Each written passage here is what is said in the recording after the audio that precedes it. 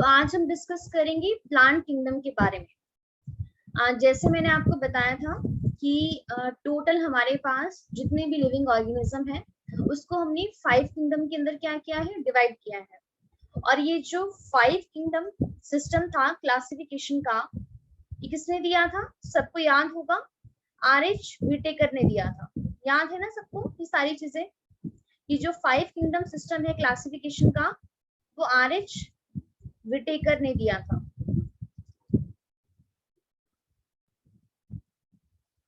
ठीक है, अब इसको हम थोड़ा सा यहाँ पे, आप भी प्लीज साथ साथ में लिखिए, क्योंकि आपका क्या होगा, रिवाइज ही होगा। क्योंकि अभी हम क्लासिफिकेशन की ही बात कर रहे हैं, अभी मैं आपको जस्ट यहाँ पे थोड़ा सा रिवाइज करवा रही हूँ सारी चीजें। तो यहाँ पे जो आप अगर नोट करोगे तो जो 5 किंगडम सिस्टम है ऑफ द क्लासिफिकेशन,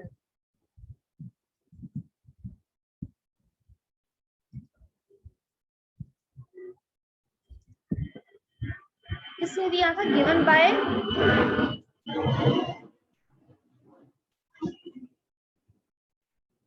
सबको पता है, आर.एच. व्हिटेकर ने दिया था 5 किंगडम सिस्टम ऑफ क्लासिफिकेशन। अब ये 5 किंगडम कौन कौन से हैं?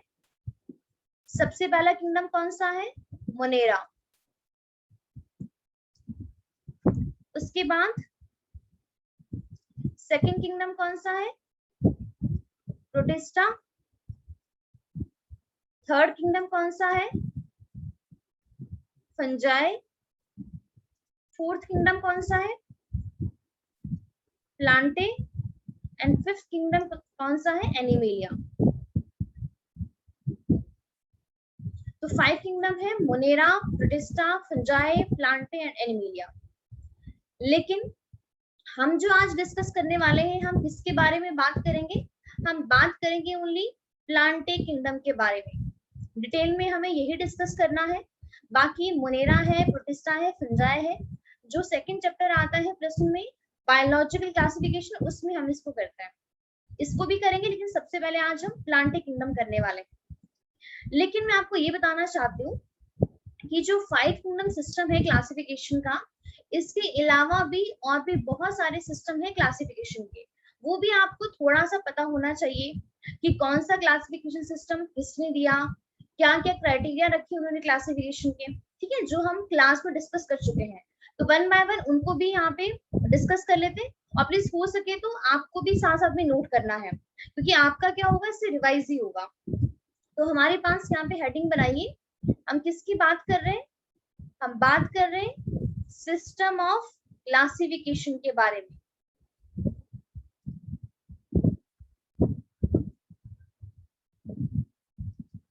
सिस्टम ऑफ क्लासिफिकेशन, एक मिनट। तो सबसे पहला सिस्टम कौन सा था? याद होगा सबको, सबसे पहले हमने किया था आर्टिफिशियल सिस्टम। सेकंड सिस्टम कौन सा है? Natural system of classification. और लास्ट सिस्टम कौन सा है? Phylogenetic system of classification. अब आप मुझे खुद ही इस क्वेश्चन के आंसर दोगे, मैं आप लोगों से पूछूंगी। आप मुझे सबसे पहले इस क्वेश्चन का आंसर दीजिए, जो आर्टिफिशियल सिस्टम है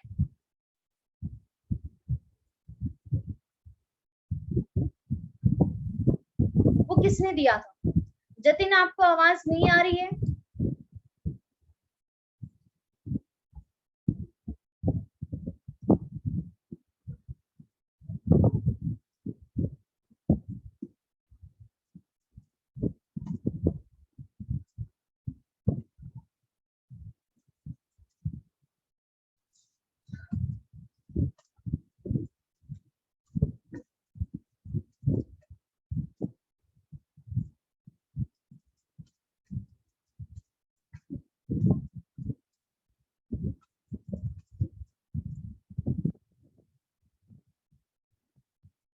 बताइए सारे बच्चे आंसर करेंगे। आर्टिफिशियल सिस्टम ऑफ क्लासिफिकेशन किसने दिया था?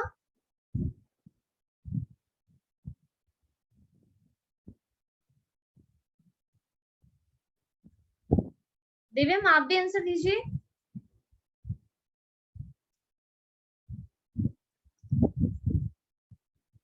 आर्टिफिशियल सिस्टम ऑफ क्लासिफिकेशन किसने दिया था?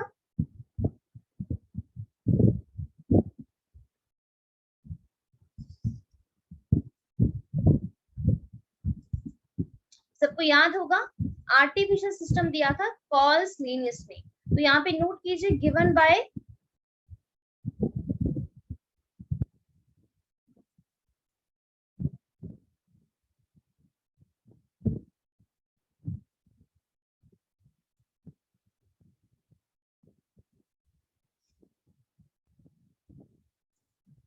और इसके बाद बताइए जो नेचुरल सिस्टम है ये किसने दिया था? जो एनसीईआरटी के अंदर गिवन है वही हम करेंगे। नेचुरल सिस्टम किसने दिया था? इट इज गिवन बाय, बताइए। George Bentham. हाँ जी, George Bentham and Joseph Dalton Hooker. बिल्कुल सही है।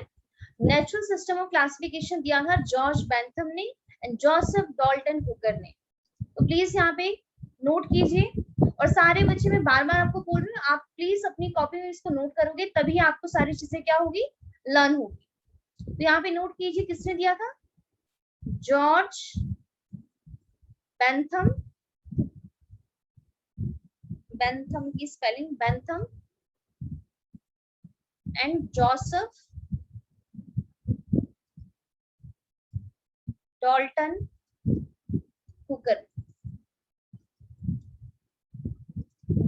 अब अगर बात करते हैं आर्टिफिशियल सिस्टम के बारे में, जो कॉल्स लीनियस ने दिया था, इसका क्या ड्रॉबैक रहा? और सबसे इंपॉर्टेंट चीज ये है कि कौन कौन से क्राइटेरिया थे जिसके ऊपर इन्होंने काम किया था।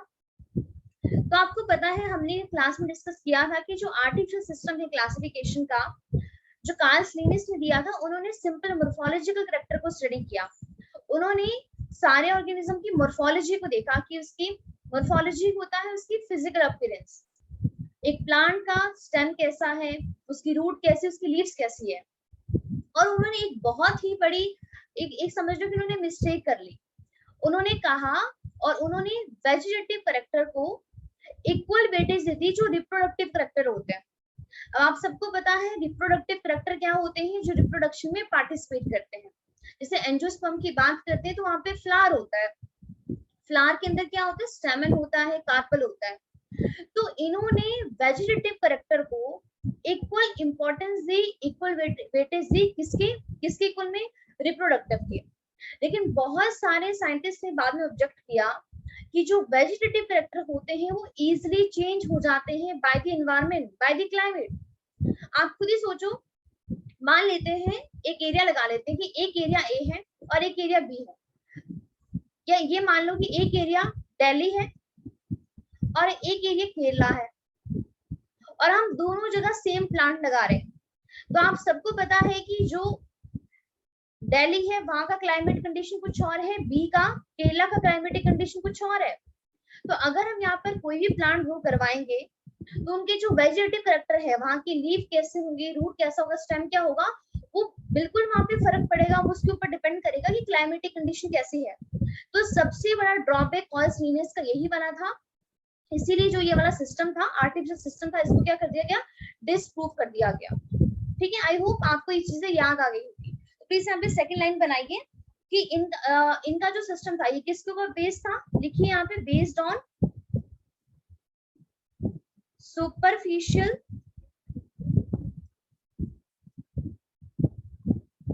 Morphological character.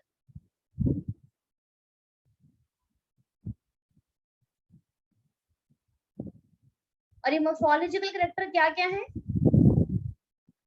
For example, habitat, कहां पर ग्रो करते हैं, उसका कलर क्या है, उसका साइज क्या है, और साथ में क्या शेप है लीव्स की या किसी भी पार्ट की।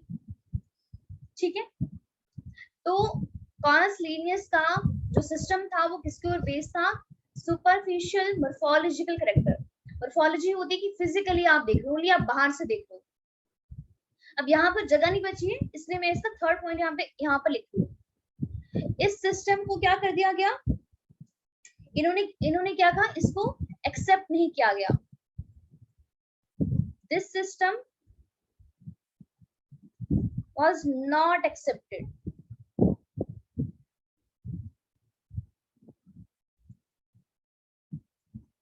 रीजन क्या था इसका, रीजन ये था कि इन्होंने इक्वल वेटेज दी, किस किस को, वेजिटेटिव करेक्टर को और रिप्रोडक्टिव करेक्टर को। वेजिटेटिव करेक्टर को एंड रिप्रोडक्टिव करेक्टर को।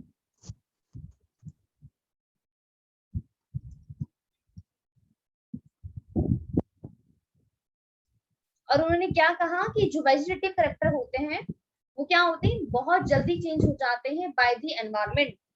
यहाँ पे लिखिए, एज vegetative character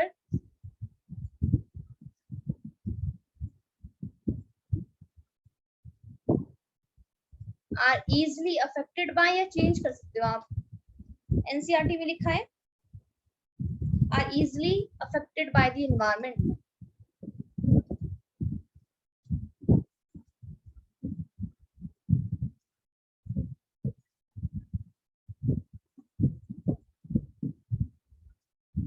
समझ आ गया यहाँ तक, बताइए, नोट भी कर लिया सबने?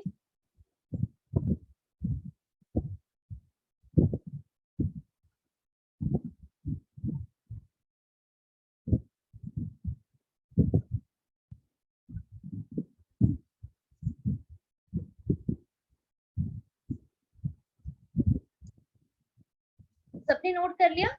हमने यहाँ पे क्या कहा था कि आर्टिफिशियल सिस्टम क्या हो गया हमारा, डन हो गया। बस एनसीईआरटी में इतना ही गिवन है, आपको इतना ही करना है कि जो आर्टिफिशियल सिस्टम है वो पहली बार तो कॉल्स यूनिस ने लिया था, किसके ऊपर बेस्ड था, superficial morphological character, for example habitat, colour, size and shape of leaves, ठीक है, एक्सेट्रा वगैरह, कुछ भी मॉर्फोलॉजिकल चीजें। इसके अलावा इस सिस्टम को एक्सेप्ट नहीं किया गया, उसका रीजन क्या था, क्योंकि इन्होंने इक्वल वेटेज दी किस किस को, वेजिटेटिव को और रिप्रोडक्टिव कैरेक्टर को। तो ये मतलब इसको क्यों इसको एक्सेप्ट नहीं किया गया, रीजन क्या था, रीजन ये है क्योंकि जो वेजिटेटिव कैरेक्टर होते हैं वो इजीली अफेक्ट हो जाते हैं बाय द एनवायरनमेंट, इसीलिए इस सिस्टम को एक्सेप्ट नहीं किया गया। आई होप आपने ये सारी बातें नोट कर ली होगी, ठीक है। इसके बाद हम सेकंड बात करेंगे यहाँ पे नेचुरल सिस्टम के बारे में। तो जो नेचुरल सिस्टम है क्लासिफिकेशन का वो किसने दिया था, George Bentham and Joseph Dalton Hooker ने। अब इनका सिस्टम जो है बहुत ही ज्यादा एक्सेप्ट किया गया, बहुत ज्यादा, और अभी तक भी हम इस सिस्टम को क्या करते हैं, फॉलो करते हैं। जो नेचुरल सिस्टम है ना, ये अभी तक एक्सेप्टेड है और इसको ज्यादातर यूज इसी को करते हैं। अब जो नेचुरल सिस्टम था क्लासिफिकेशन का वो किसके ऊपर बेस्ड था, इन्होंने सारे कैरेक्टर को स्टडी किया। सारे कैरेक्टर को स्टडी करने का मतलब है कि मॉर्फोलॉजी, पहली बात तो मतलब उनकी फिजिकल अपीयरेंस कैसी है, इसके अलावा उनकी एनाटॉमी, एनाटॉमी क्या होता है उसका इंटरनल स्ट्रक्चर, कि वो अंदर से कैसे नजर आ रहे हैं। जैसे हम प्लांट का अपनी भी बात करते हैं ना, हम एक होती है मॉर्फोलॉजी, जस्ट ओनली बाहर से देखना। एनाटॉमी होता है कि आप अंदर जाकर देख रहे हो कि कौन सी चीज हमें कैसे कैसे नजर आ रही है। उन्होंने इसका सारे प्लांट का सेल स्टडी किया, क्रोमोसोम्स कैसे, उन सबको स्टडी किया। तो नेचुरल सिस्टम क्या था, काफी ज्यादा रिलायबल था। तो यहाँ पे नोट कीजिए, नेचुरल सिस्टम किसके ऊपर बेस्ड था, बेस्ड ऑन एक्सटर्नल कैरेक्टर तो थे ही थे, बट साथ में क्या था, इंटरनल कैरेक्टर भी था। और उन्होंने ये भी स्टडी किया कि एक सेल में कौन कौन से केमिकल प्रेजेंट होते हैं, बहुत सारे पैरामीटर इन्होंने लिए, ठीक है। तो यहाँ पे नोट कीजिए, based on external factor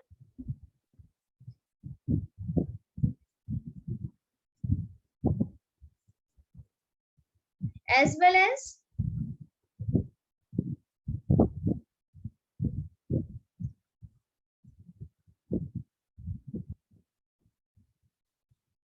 Jatin अब आपको आवाज आ रही है? इंटरनल फैक्टर्स, इंटरनल फैक्टर्स में क्या क्या चीजें आ जाती है? उसकी एनाटॉमी, एनाटॉमी के बाद आता है एम्ब्रियोलॉजी। एम्ब्रियोलॉजी क्या होता है? सबको बताया था ना मैंने, एम्ब्रियो की स्टडी करना। एम्ब्रियो कहाँ पे होता है? इनसाइड द सीड, उसको स्टडी करना। और साथ में उसकी फाइटोकेमिस्ट्री, मतलब कौन कौन से हार्मोन्स वहां पे प्रेजेंट है, कौन कौन से केमिकल्स प्रेजेंट है। तो थर्ड यहाँ पे नोट कर लीजिए, फाइटोकेमिस्ट्री।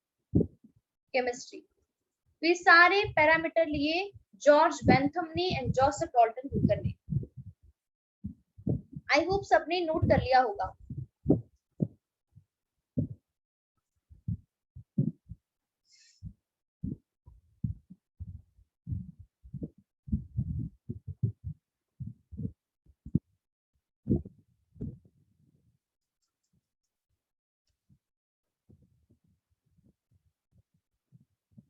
नोट कर लिया है सबने? अगर नोट कर लिया है तो लास्ट में हमारे पास सिस्टम आता है फाइलोजेनेटिक सिस्टम। अब यहाँ पे जगह कम है तो हम इसको आगे ही करेंगे, ठीक है। यहाँ पे हेडिंग बना लीजिए, फाइलोजेनेटिक सिस्टम। अब अगर मैं एक लाइन में बात करूं कि फाइलोजेनेटिक सिस्टम क्या होता है, फाइलोजेनेटिक सिस्टम वो सिस्टम है जो बेस्ड होता है, based on evolutionary relationship, evolution के ऊपर बेस्ड होता है, evolutionary relationship between the organism. अब इसका मतलब क्या हुआ? जैसे मैंने आपको बताया था, एग्जांपल लेते हैं, काऊ का ले लेते हैं और साथ में ले लेते हैं डॉग का ले लेते हैं। अब आप सबको पता है डॉग के अंदर और काऊ के अंदर क्या है? एक सिमिलैरिटी। दोनों के पास क्या होते हैं? 4 लिम्स होते हैं। और हम अपना भी ऐसे एग्जांपल ले लेते हैं, पर चलो इनका ले लेते हैं भी। सबको पता है इन सबके पास क्या होते हैं? 4 लिम्स होते हैं, 2 हाथ, मतलब 2 पांव होते हैं ना, 2 आगे 2 पीछे, 4 ही लिम्स है। तो इनके अंदर क्या है? जो डॉग है, जो काऊ है और जो डॉग है, इनके अंदर क्या है? एक फीचर सेम आ रहा है, 4 लिम्स है दोनों के अंदर। तो ये 4 लिम्स हमें कुछ करैक्टर क्या बताते हैं कि अभी नो डाउट कि काऊ अलग स्पीशीज है और डॉग अलग स्पीशीज है, इतने डिफरेंट स्पीशीज है कि आपस में रिप्रोडक्शन नहीं कर सकते हैं, बट उसके बावजूद भी कुछ करैक्टर ऐसे हैं जो दोनों में क्या है? सिमिलर है। और दोनों में एक चीज और सिमिलर है, अगर थोड़ा सा आपको 9th क्लास का याद हो तो काऊ एंड डॉग दोनों एक ही क्लास को बिलोंग करते हैं और इनकी क्लास का नाम क्या है? मैमेलिया।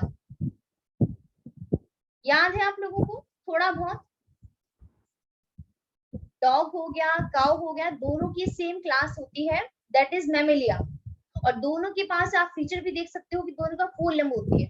तो ये फीचर्स हमें क्या बताते हैं कि कभी ना कभी हमारे, मतलब जो पहले वाला टाइम था, पास में जो टाइम था, इस काऊ का और डॉग का, इन दोनों का एंसेस्टर क्या है? सेम है।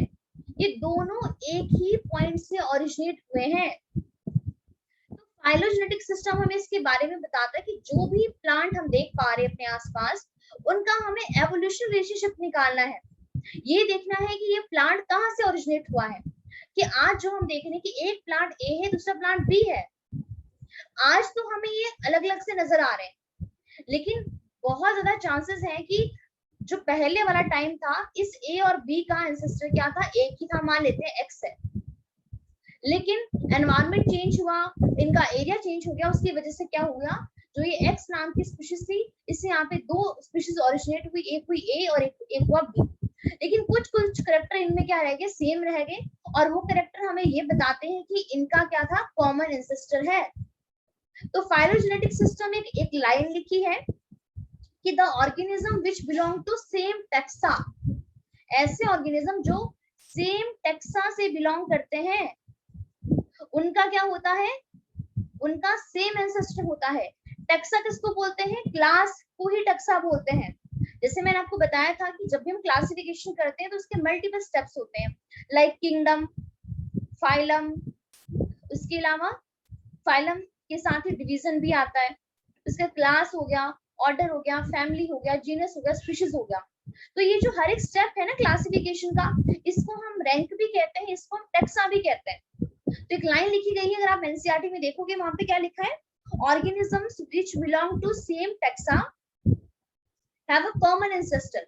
तो आप यहाँ पे देख भी सकते हो, काउ एंड डॉग का सेम टैक्सा है, मैमलियन की सेम क्लास है, लेकिन फिर भी दोनों अलग अलग स्पीशीज हैं। तो ये हमें यही इंडिकेट करता है कि इनका एंसेस्टर क्या है, कॉमन है। आई होप आपको फाइलोजेनेटिक सिस्टम समझ में आ गया होगा। क्लियर है सबको? बताइए फाइलोजेनेटिक सिस्टम।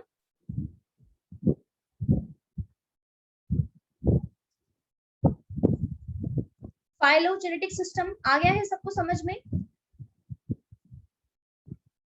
अब इसके बाद हम बात करेंगे, बस इसके बाद थोड़ा सा बताना है, फिर हम अपने मेन प्लांट किंगडम के ऊपर स्विच करेंगे। ये इंट्रोडक्शन में दिया है एनसीईआरटी में, तो ये भी इंपॉर्टेंट है करना। इसके अलावा क्या है कि बाकी कुछ अदर सोर्सेज हैं जिसका हमने यूज किया है क्लासिफिकेशन करने के लिए। ठीक है, तो यहाँ पे हेडिंग बना लीजिए, अदर सोर्सेज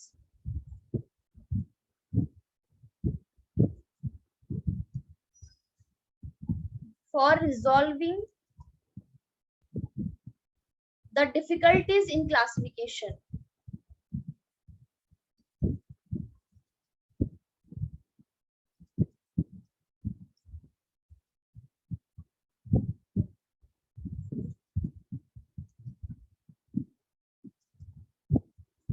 अब यहाँ पर इसके अलावा हम और कौन कौन से पैरामीटर लेते हैं? एक लेते हैं न्यूमेरिकल टेक्सोनॉमी,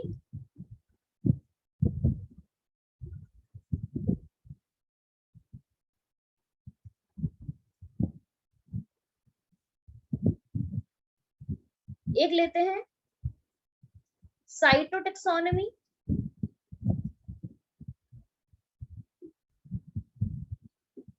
और एक लेते हैं कीमोटेक्सोनॉमी।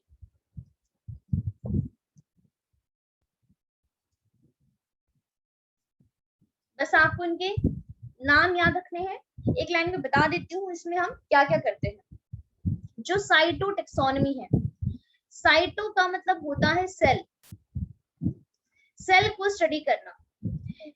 मतलब जब भी हम कंपैरिजन करेंगे हम देखेंगे कि मान लेते हैं एक प्लांट ए है और एक बी है। इस ए प्लांट के अंदर क्रोमोसोम का नंबर कितना है, उस क्रोमोसोम की शेप कैसी है, उस क्रोमोसोम का बिहेवियर कैसा है, और फिर हम उसका बी से कंपैरिजन करेंगे कि मान लेते हैं इसके पास 10 पेयर है क्रोमोसोम का, हो सकता है बी के पास 5 पेयर ही हो। अब क्रोमोसोम की शेप कैसी है, जब हमने सेल वाला चैप्टर किया था तो हमने वहां पे क्रोमोसोम की शेप के बारे में भी बात की थी कि क्रोमोसोम हमारा मेटासेंट्रिक है, सब मेटासेंट्रिक है, एक्रोसेंट्रिक है, टीलोसेंट्रिक है, कैसा है। तो साइटो का मतलब होता है, सिंपल सी बात है, सेल को स्टडी करना। कीमोटेक्सोनॉमी बहुत सिंपल है, रिलेटेड टू केमिकल्स, उनके केमिकल कॉम्पोजिशन देखना कि कौन सा प्लांट केमिकल बेयर करता है या नहीं करता है, बहुत सिंपल सी बात है। न्यूमेरिकल टेक्सोनॉमी थोड़ा सा मतलब ये कॉम्प्लिकेटेड है, बस आप ये समझ लो, क्योंकि अभी हम इसको अगर डिटेल में डिस्कस करेंगे तो हमारा मेन टॉपिक रह जाएगा। न्यूमेरिकल टेक्सोनॉमी क्या करती है कि जैसे मान लेते हैं दो स्पीशीज है एक्स और वाई, और हम इन दो स्पीशीज के अंदर क्या कर रहे हैं, कुछ करेक्टर स्टडी कर रहे हैं। उन करेक्टर को हम क्या करते हैं, हम कुछ नंबर दे देते हैं। मान लेते हैं कि हम यहाँ पे करेक्टर ले रहे हैं, करेक्टर 1 है, एक 2 है, एक 3 है, एक 4 है और करेक्टर 5 है।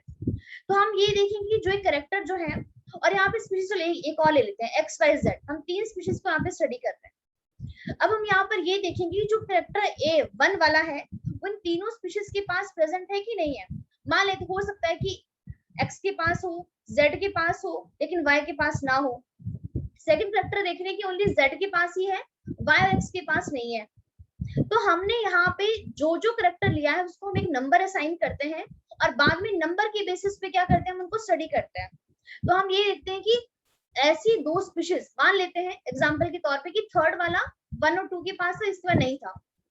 तो कोई भी दो स्पीशीज जिनके ज्यादा करेक्टर मैच करेंगे ना, तो इससे हमें पता चलेगा कि वो ज्यादा सिमिलर है। जैसे मान लीजिए जब हमने इनको स्टडी किया तो हम देख रहे हैं कि एक्स और जेड के 5 में से ना 4 करेक्टर सेम है, मतलब इनमें मैच हो रहे हैं। बट एक्स और वाई के बीच में ओनली 3 ही करेक्टर मैच हो रहे हैं। इट मींस एक्स और जेड क्या है, ज्यादा सिमिलर है एक्स और वाई के कंपैरिजन। अभी मैंने काफी डिटेल में बताया था क्लास में, अभी तो इतना नहीं बता पाऊंगी। नहीं समझ आया कोई बात नहीं, होल्ड कर दो, आप मुझे क्लास के बाद पूछ लेना न्यूमेरिकल टैक्सोनॉमी। अभी हम अपना मेन टॉपिक करते हैं। तो ये तो था जस्ट ओनली जनरल इंट्रोडक्शन, जिसके बारे में हमने बात की कि सबसे पहले अगर हम क्लासिफिकेशन की बात करें तो हमारे पास आर्टिफिशियल सिस्टम है, नेचुरल सिस्टम है, फाइलोजेनेटिक है। इसके अलावा बाकी भी हम सोर्स का यूज करते हैं for the classification, numerical taxonomy, cyto taxonomy and chemo taxonomy. अब हम मेन करेंगे, हम स्लाइड के थ्रू ही करेंगे, जिससे हमारा टॉपिक भी थोड़ा जल्दी ही कवर हो जाए। तो यहाँ पे ये जो चार्ट आप देख रहे हो अपने पास, ये बहुत ज्यादा इंपॉर्टेंट है, काफी ज्यादा इंपॉर्टेंट है। अगर हम किंगडम प्लांटे की क्लासिफिकेशन करते हैं तो हमारा ये जो प्लांट किंगडम है, किंगडम प्लांटे है, इसको हम 2 कैटेगरी के अंदर डिवाइड करते हैं। पहला होता है क्रिप्टोगैम और सेकंड होता है फेनिरोगैम। अब ये जो किंगडम प्लांटे है, किंगडम प्लांटे की हमारे पास कितनी डिवीजन आती है? किंगडम प्लांटे की हमारे पास 4 डिवीजन आती है। ये सारी चीजें मैं आपको शायद पहले भी बता चुकी हूँ किसी न किसी क्लास में, पर चलो एक बार मैं इसको फ्लो चार्ट की फॉर्म में दोबारा बता दूं, जिसकी हेल्प से आपको यहाँ पे कोई भी कंफ्यूजन ना हो। आप सबको पता है कि यहाँ पे जो किंगडम प्लांटे है, किंगडम क्या है? प्लांटे है। इस किंगडम प्लांटे की कौन कौन सी डिवीजन है? सबसे पहली डिवीजन आती है थैलोफाइटा, उसके बाद सेकंड डिवीजन आती है ब्रायोफाइटा, थर्ड में आती है टेरिडोफाइटा एंड फोर्थ में आती है स्पर्मेटोफाइटा। तो ये क्या है? 4 डिवीजन है, थैलोफाइटा, ब्रायोफाइटा, टेरिडोफाइटा, स्पर्मेटोफाइटा। अब हमारे पास ये जो थैलोफाइटा है, इसके अंदर प्लांटे का एक ही मेंबर आता है जिसका नाम है एल्गी। और ये जो स्पर्मेटोफाइटा है, इसके अंदर 2 मेंबर आते हैं। पहले आता है जिम्नोस्पर्म और सेकंड आता है एंजियोस्पर्म। एंजियोस्पर्म की अगेन 2 कैटेगरीज हैं, डाइकोटिलिडन्स एंड मोनोकोटिलिडन। अब यहाँ पर हम क्या देखते हैं कि जो थैलोफाइटा है, ब्रायोफाइटा है, टेरिडोफाइटा है, ये ऐसे प्लांट है जिनमें सीड नहीं होता है। सीड क्या होता है? एब्सेंट होता है, मतलब सीड बियर नहीं करते हैं। तो ऐसे प्लांट जो सीड बियर नहीं करते हैं, उनको हम कहते हैं क्रिप्टोगैम। क्या कहते हैं? उसे हम कहते हैं क्रिप्टोगैम। लेकिन ये जो स्पर्मेटोफाइटा है, मतलब जिम्नोस्पर्म और एंजियोस्पर्म है, यही क्या बियर करते हैं? यही सीड बियर करते हैं। तो जो सीड बियर करता है ना, उसको हम क्या नाम देते हैं? उसको हम नाम देते हैं फेनिरोगैम, उसे कहते हैं फेनिरोगैम। अब यहाँ पर जो ये जिम्नोस्पर्म है, इसका मतलब क्या है? ये भी सीड बियर करता है और एंजियोस्पर्म भी सीड बियर करता है, लेकिन दोनों में डिफरेंस क्या हुआ? तो ये जो जिम्नोस्पर्म है, यहाँ पर सीड तो जरूर है, लेकिन सीड कैसा होता है? नेकेड होता है, उसको कोई भी कवर नहीं करता है। लेकिन अगर हम एंजियोस्पर्म की बात करते हैं, यहाँ पे सीड क्या होता है? कवर्ड होता है। जैसे मैं एक बहुत ही फेमस एग्जांपल देती हूँ, हम जब भी कभी, आप समझ लो कि आप पीच खा रहे हो, हम एक मैंगो खा रहे हैं, तो हमेशा हम देखते हैं कि मैंगो का सीड अंदर होता है और फ्रूट बाहर होता है, फ्रूट कवर करता है उस सीड को। तो जितने भी, अब देखो फ्रूट कैसे कवर कर पा रहा है सीड को? फ्रूट बना किससे? तो फ्रूट बनता है हमेशा ओवरी से। किससे बनता है फ्रूट? ओवरी से बनता है। और ओवरी किसका पार्ट होता है? ओवरी पार्ट होता है फ्लावर का। तो आप अपने आसपास जितने भी फ्लावर बेरिंग प्लांट देखते हो ना, जिसके अंदर फ्लावर लगता है, वो सारे के सारे किसको बिलोंग करते हैं? एंजियोस्पर्म को बिलोंग करते हैं। अब एंजियोस्पर्म में जो फ्लावर होता है, फ्लावर का एक पार्ट है ओवरी, ओवरी ही क्या करती है? ओवरी ही फ्रूट बनाती है और वो फ्रूट उस सीड को कवर कर देती है। समझ आ गया आपको? आई होप आपको थोड़ा सा यहाँ पे आइडिया लगा होगा। क्रिप्टोगैम जो सीड बियर नहीं करते हैं, एल्गी में, ब्रायो में, टेरिडो में सीड नहीं होता है, लेकिन स्पर्मेटोफाइटा में सीड होता है। जिम्नो में सीड है लेकिन क्या है? निगेट है, उसको वो कवर्ड नहीं है। बट एंजियो में सीड होने के साथ साथ वो क्या होता है? कवर्ड भी होता है। अब एक चीज आपको एक लास्ट और बता रही हूँ, फिर अपने उस टेबल पे आते हैं, फिर आपको अच्छा खासा इसका आइडिया हो जाएगा। जो क्रिप्टोगैम है, सीड बियर नहीं करते हैं, साथ ही साथ में ये वेस्कुलर टिश्यू भी बियर नहीं करते हैं। वेस्कुलर टिश्यू क्या होता है? जाइलम फ्लोएम को बियर करना। जो हमारा ये थैलोफाइटा है ना, एल्गी जो है, ये भी जो थैलोफाइटा होता है ये वाला, ये भी जाइलम फ्लोएम बियर नहीं करता, मतलब वेस्कुलर टिश्यू नहीं होते हैं। ब्रायोफाइटा के पास भी वेस्कुलर टिश्यू नहीं होते हैं, लेकिन टेरिडोफाइटा प्लांट का सबसे पहला मेंबर है जहां पर हमें वेस्कुलर टिश्यू देखने को मिले थे। तो जो वेस्कुलर टिश्यू बियर करता है उसको हम क्या कहते हैं? जो जाइलम एंड फ्लोएम, ऐसे प्लांट जो जाइलम एंड फ्लोएम को बियर करते हैं उसे हम कहते हैं वेस्कुलर प्लांट। तो सबसे पहला प्लांट कौन सा है जिसने वेस्कुलर टिश्यू बियर किया, जाइलम एंड फ्लोएम बियर किया? वो कौन है? वो आता है टेरिडोफाइटा। लेकिन सीड नहीं है इसके पास, तो इसीलिए हम इसको एक स्पेशल नाम देते हैं। जिसको याद है प्लीज मुझे जल्दी से बताइए। टेरिडोफाइटा सीड बियर नहीं करता है लेकिन जाइलम फ्लोएम बियर करता है, इसलिए हम इसको एक स्पेसिफिक नाम देते हैं। जल्दी से मुझे बताइए क्या कहते हैं उसको, जिसको भी याद है।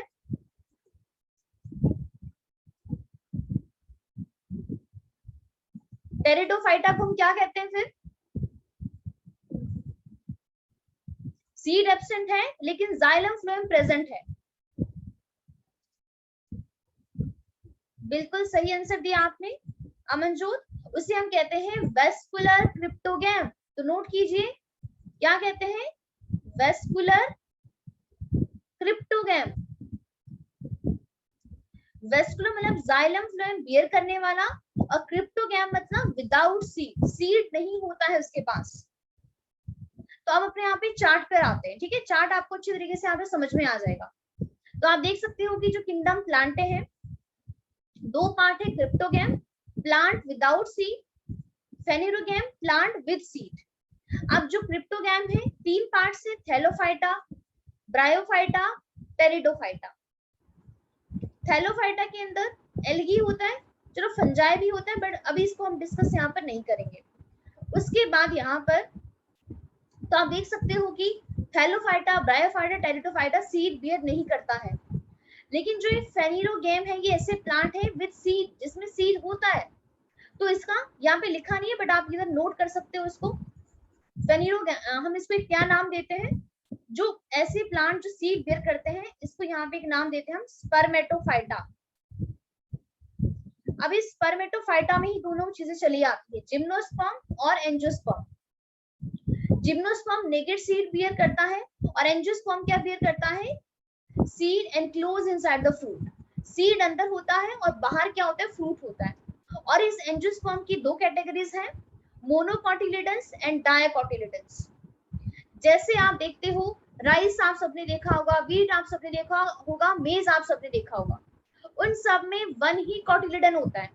लेकिन जैसे आप सबने चना देखा होगा, ग्राम देखा होगा, उसके कोई सिर्फ दो कोटिलिडन होते हैं। उसके दो पार्ट के अंदर आप उसको डिवाइड कर सकते हो, उसे कहते हैं कोटिलिडन।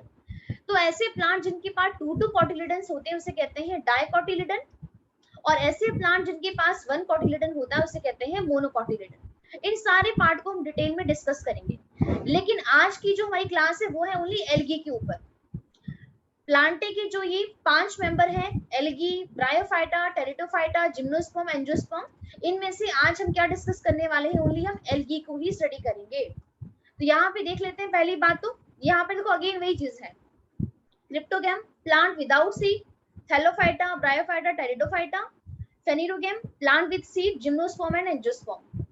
अब यहाँ पर सारी बातें वही लिखी है जो अभी मैंने आपको फ्लो चार्ट की फॉर्म में बताई, ठीक है, प्लीज आप इसको रीड कर लेना। अब बाद में ये भी मैंने आपको बता दिया कि किंगडम प्लांट की बहुत ज्यादा डाइवर्सिटी है, इसीलिए हम इसको 4 डिवीजन के अंदर डिवाइड करते हैं, algae, bryo, pterido, gymno and angio. तो सबसे पहले हम क्या बात करेंगे, एल्गी के बारे में।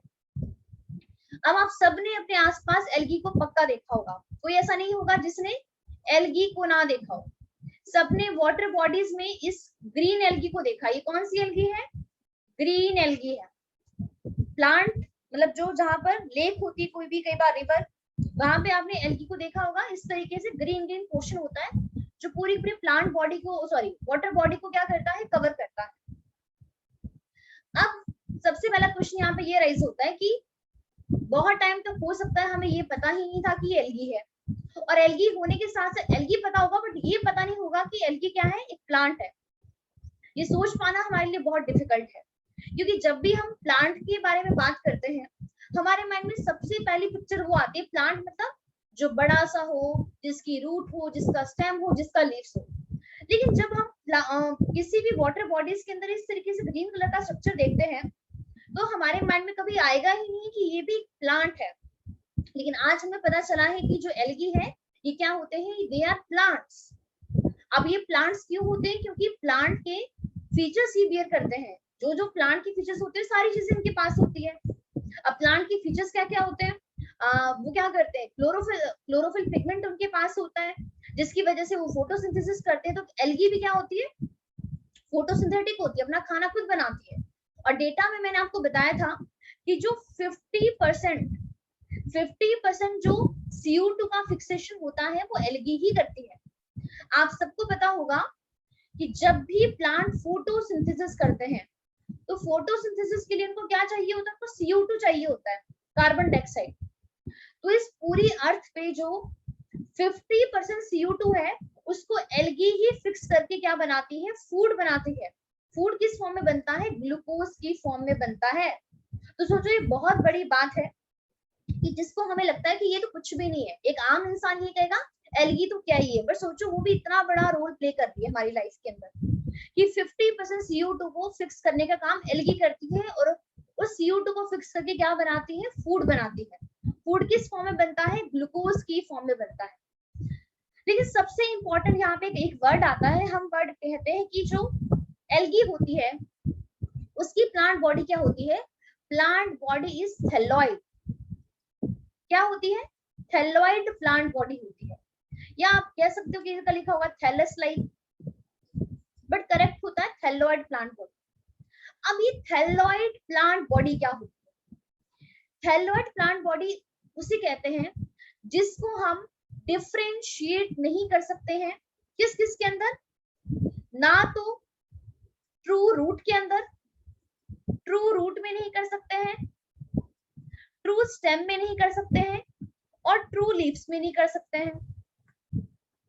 अब आप कभी भी किसी भी पानी के पास चले जाना, लेक के पास, और आप इसको उठाकर देखना अपने हाथ में। आप उसको उठाकर जब देखोगे, आप क्या, मुझे खुद ही बताओ, क्या आप बता सकते हो इस एल्गी का रूट कौन सा है, इस एल्गी का स्टेम कौन सा है, इस एल्गी का लीव्स कौन सा है? आप सबने ये चीज ऑब्जर्व की होगी, और हमने यही पाया है कि हम उसको देखकर बिल्कुल भी नहीं बता सकते हैं कि जो है तो ये प्लांट, लेकिन इस प्लांट का कौन सा पार्ट रूट है, कौन सा पार्ट स्टेम है, कौन सा पार्ट लीव्स है। तो उसके लिए हम क्या वर्ड यूज करते हैं, उसके लिए हम वर्ड यूज करते हैं थैलोइड प्लांट बॉडी। और अब इसका ये ट्रू का मतलब क्या हो गया, चलो ठीक है इसके पास रूट नहीं है, स्टेम नहीं है, लीव्स नहीं है, हम इसको डिफरेंशिएट नहीं कर पा रहे, बट ट्रू रूट का मतलब हुआ कि ऐसी रूट जिसके पास जाइलम फ्लोएम नहीं है। ट्रू स्टेम, ट्रू लीव्स का मतलब हुआ जो ऐसी स्टेम, ऐसा लीव जो जाइलम फ्लोएम बियर नहीं करता है। अब आप अगले वाला जब मेंबर पढ़ोगे ना, ब्रायोफाइटा, वहां पर भी हम सेम यही लाइन पढ़ेंगे कि प्लांट बॉडी थैलोइड होती है, that is not differentiated into true root, true stem, true leaves. इसका सिंपल सा मतलब ये है कि वो जाइलम फ्लोएम बियर नहीं करते हैं। वो root like, leaf like, stem like structure जरूर बियर करता है, लेकिन वो मतलब यहाँ पे ट्रू रूट बियर नहीं कर रहा है, मतलब जाइलम फ्लोएम बियर नहीं करता है। अब ये एल्गी कहाँ पे ग्रो होती है? तो मैंने आपको बताया था कि जो गीले पत्थर होते हैं वहां पे ग्रो करती है। एक एनिमल होता है, इस एनिमल को हम कहते हैं स्लॉथ बियर, स्लॉथ बियर कहते हैं। और आप देख सकते हो इस एनिमल के ऊपर एक ग्रीन पोर्शन, ये एल्गी ग्रो कर रही है। इसके अलावा जो एल्गी होती है पानी में होती है, हर जगह होती है, जब फ्रेश वाटर हो, मरीन वाटर हो। और इसके अलावा ये वॉल्स के ऊपर भी ग्रो करती है जहां पर मॉइस्चर कंटेंट काफी अच्छा खासा हो। एक बहुत ही इंपॉर्टेंट फीचर है एल्गी का, जो एल्गी होती है, आई होप आप सबने, जो अभी मैं आपको पिक्चर दिखा रही हूँ, सबने देखा होगा, इसे कहते हैं लाइकन्स। देखिए कभी किसी ने, बताइए लाइकन्स को कभी देखा है? ट्री के ऊपर, कभी स्टोन के ऊपर, ये जो व्हाइट पोर्शन है, सबने इसको देखा है? तो जो लाइकन्स होते हैं ना, ये व्हाइट वाला पोर्शन, ये पता किससे बनता है? लाइकन जो को बनाने वाला होता है एल्गी प्लस फंजाई। तो एल्गी और फंजाई के सिम्बायोटिक एसोसिएशन से ये लाइकन्स बनते हैं, जो आप ये व्हाइट वाला पोर्शन देख पा रहे हो। और साथ में ही मैंने आपको बताया था कि ये लाइकन्स जो होते हैं, ये क्या होते हैं? They are indicator species. याद है क्लास में बताया था मैंने आपको, दे आर इंडिकेटर स्पीशीज। अभी इंडिकेटर का मतलब क्या होता है? इंडिकेटर स्पीशीज वो स्पीशीज होती है जो किसी न किसी चीज को इंडिकेट कर रही है। अब यहाँ पर ये जो लाइकन्स होते हैं, ये किसको इंडिकेट करते हैं? लाइकन्स इंडिकेट करते हैं पॉल्यूशन को। किसको इंडिकेट करते हैं लाइकन्स? पॉल्यूशन को इंडिकेट करते हैं। मैंने आपको एक केस बताया था इंग्लैंड का, कि इंग्लैंड में एक जगह की बात है, अभी मुझे प्रॉपर जगह का नाम तो नहीं याद है, बट 18 की बात है, आगे का ये नहीं पता, बट 18 की बात है। तो वहां पे क्या देखा गया कि वहां पर जो ट्रीज थे, वहां पे हर जगह ये लाइकन्स ग्रो कर रहे थे, लाइकन से ट्री के ऊपर। तो ये जो ट्री की जो बार्क है ना, हर जगह में व्हाइट नजर आती। और उस टाइम पे क्या क्या चीज था कि वहां पर कोई भी इंडस्ट्री नहीं थी, कोई भी इंडस्ट्री वहां पे ग्रो नहीं कर रही थी। तो लाइकन्स का नंबर क्या था? काफी अच्छा खासा था। लेकिन कुछ सालों बाद क्या हुआ, उस एरिया में कौन आ गई? इंडस्ट्री आ गई। और इंडस्ट्री आने के बाद क्या हुआ? सारे के सारे लाइकन्स क्या हो गए? गायब हो गए। तो उससे हमें केस स्टडी चलने पर यह पता चला कि लाइकन्स कभी भी पॉल्यूटेड एरिया में ग्रो नहीं करते हैं। जो एरिया पूरा क्लीन होता है, अनपॉल्यूटेड होता है, वहीं पर ही लाइकन्स ग्रो करते हैं। तो इसीलिए हमने इनको इंडिकेटर स्पीशीज कह दिया। इंडिकेटर का मतलब है जो किसी चीज को इंडिकेट कर रहा है। और ये किसको इंडिकेट करते हैं? पॉल्यूशन को इंडिकेट करते हैं। जो एरिया पॉल्यूटेड होगा वहां पर ही ग्रो नहीं करेगा। और लाइकन्स किस किस से बना है? एल्गी से प्लस फंजाई के सिंपैथिक एसोसिएशन से बना है। आई होप आपको ये बातें यहाँ पे क्लियर हो गई होगी। एक चीज मैं आपको, आप यहाँ पर भी देख सकते हो ऐसे, ये भी लाइकन्स ही है। अब यहाँ पे एक चीज मुझे बतानी है, आप इसे नोट कर लो। यहाँ पे हमने कहा जो ये लाइकन्स हैं किस किस से बनते हैं? एल्गी से प्लस फंजाई से। इन दोनों के सिंपैथिक रिलेशनशिप से बनते हैं। अब जो लाइकन के अंदर एक कंपोनेंट तो अलगल है और एक कंपोनेंट क्या है? फंगल है। एक फंगल पार्ट है और एक एल्गल पार्ट है। तो यहाँ पर जो एल्गल पार्ट होता है ना, इसे कहते हैं फाइकोबायोन। कई बार पूछ लेते हैं, इसको नोट कर लो, इसको फाइकोबायोन। और जो फंगल पार्ट होता है उसे कहते हैं माइकोबायोन। तो प्लीज ये इंपॉर्टेंट है, इसको नोट कर लो। और साथ में क्या है? इंडिकेटर स्पीशीज है, किसको इंडिकेट करती है? पॉल्यूशन को इंडिकेट करती है। इंडिकेशन ऑफ द पॉल्यूशन, ये indicator of pollution. I hope सबको इतनी बात यहाँ पे समझ में आ गई होगी।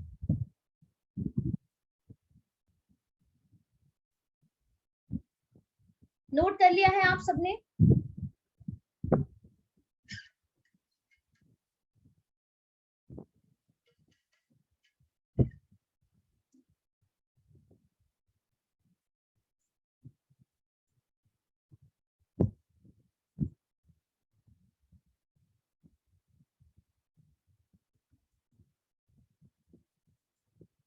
बताइए, नोट कर लिया है इतना सभी ने? आगे मूव करें।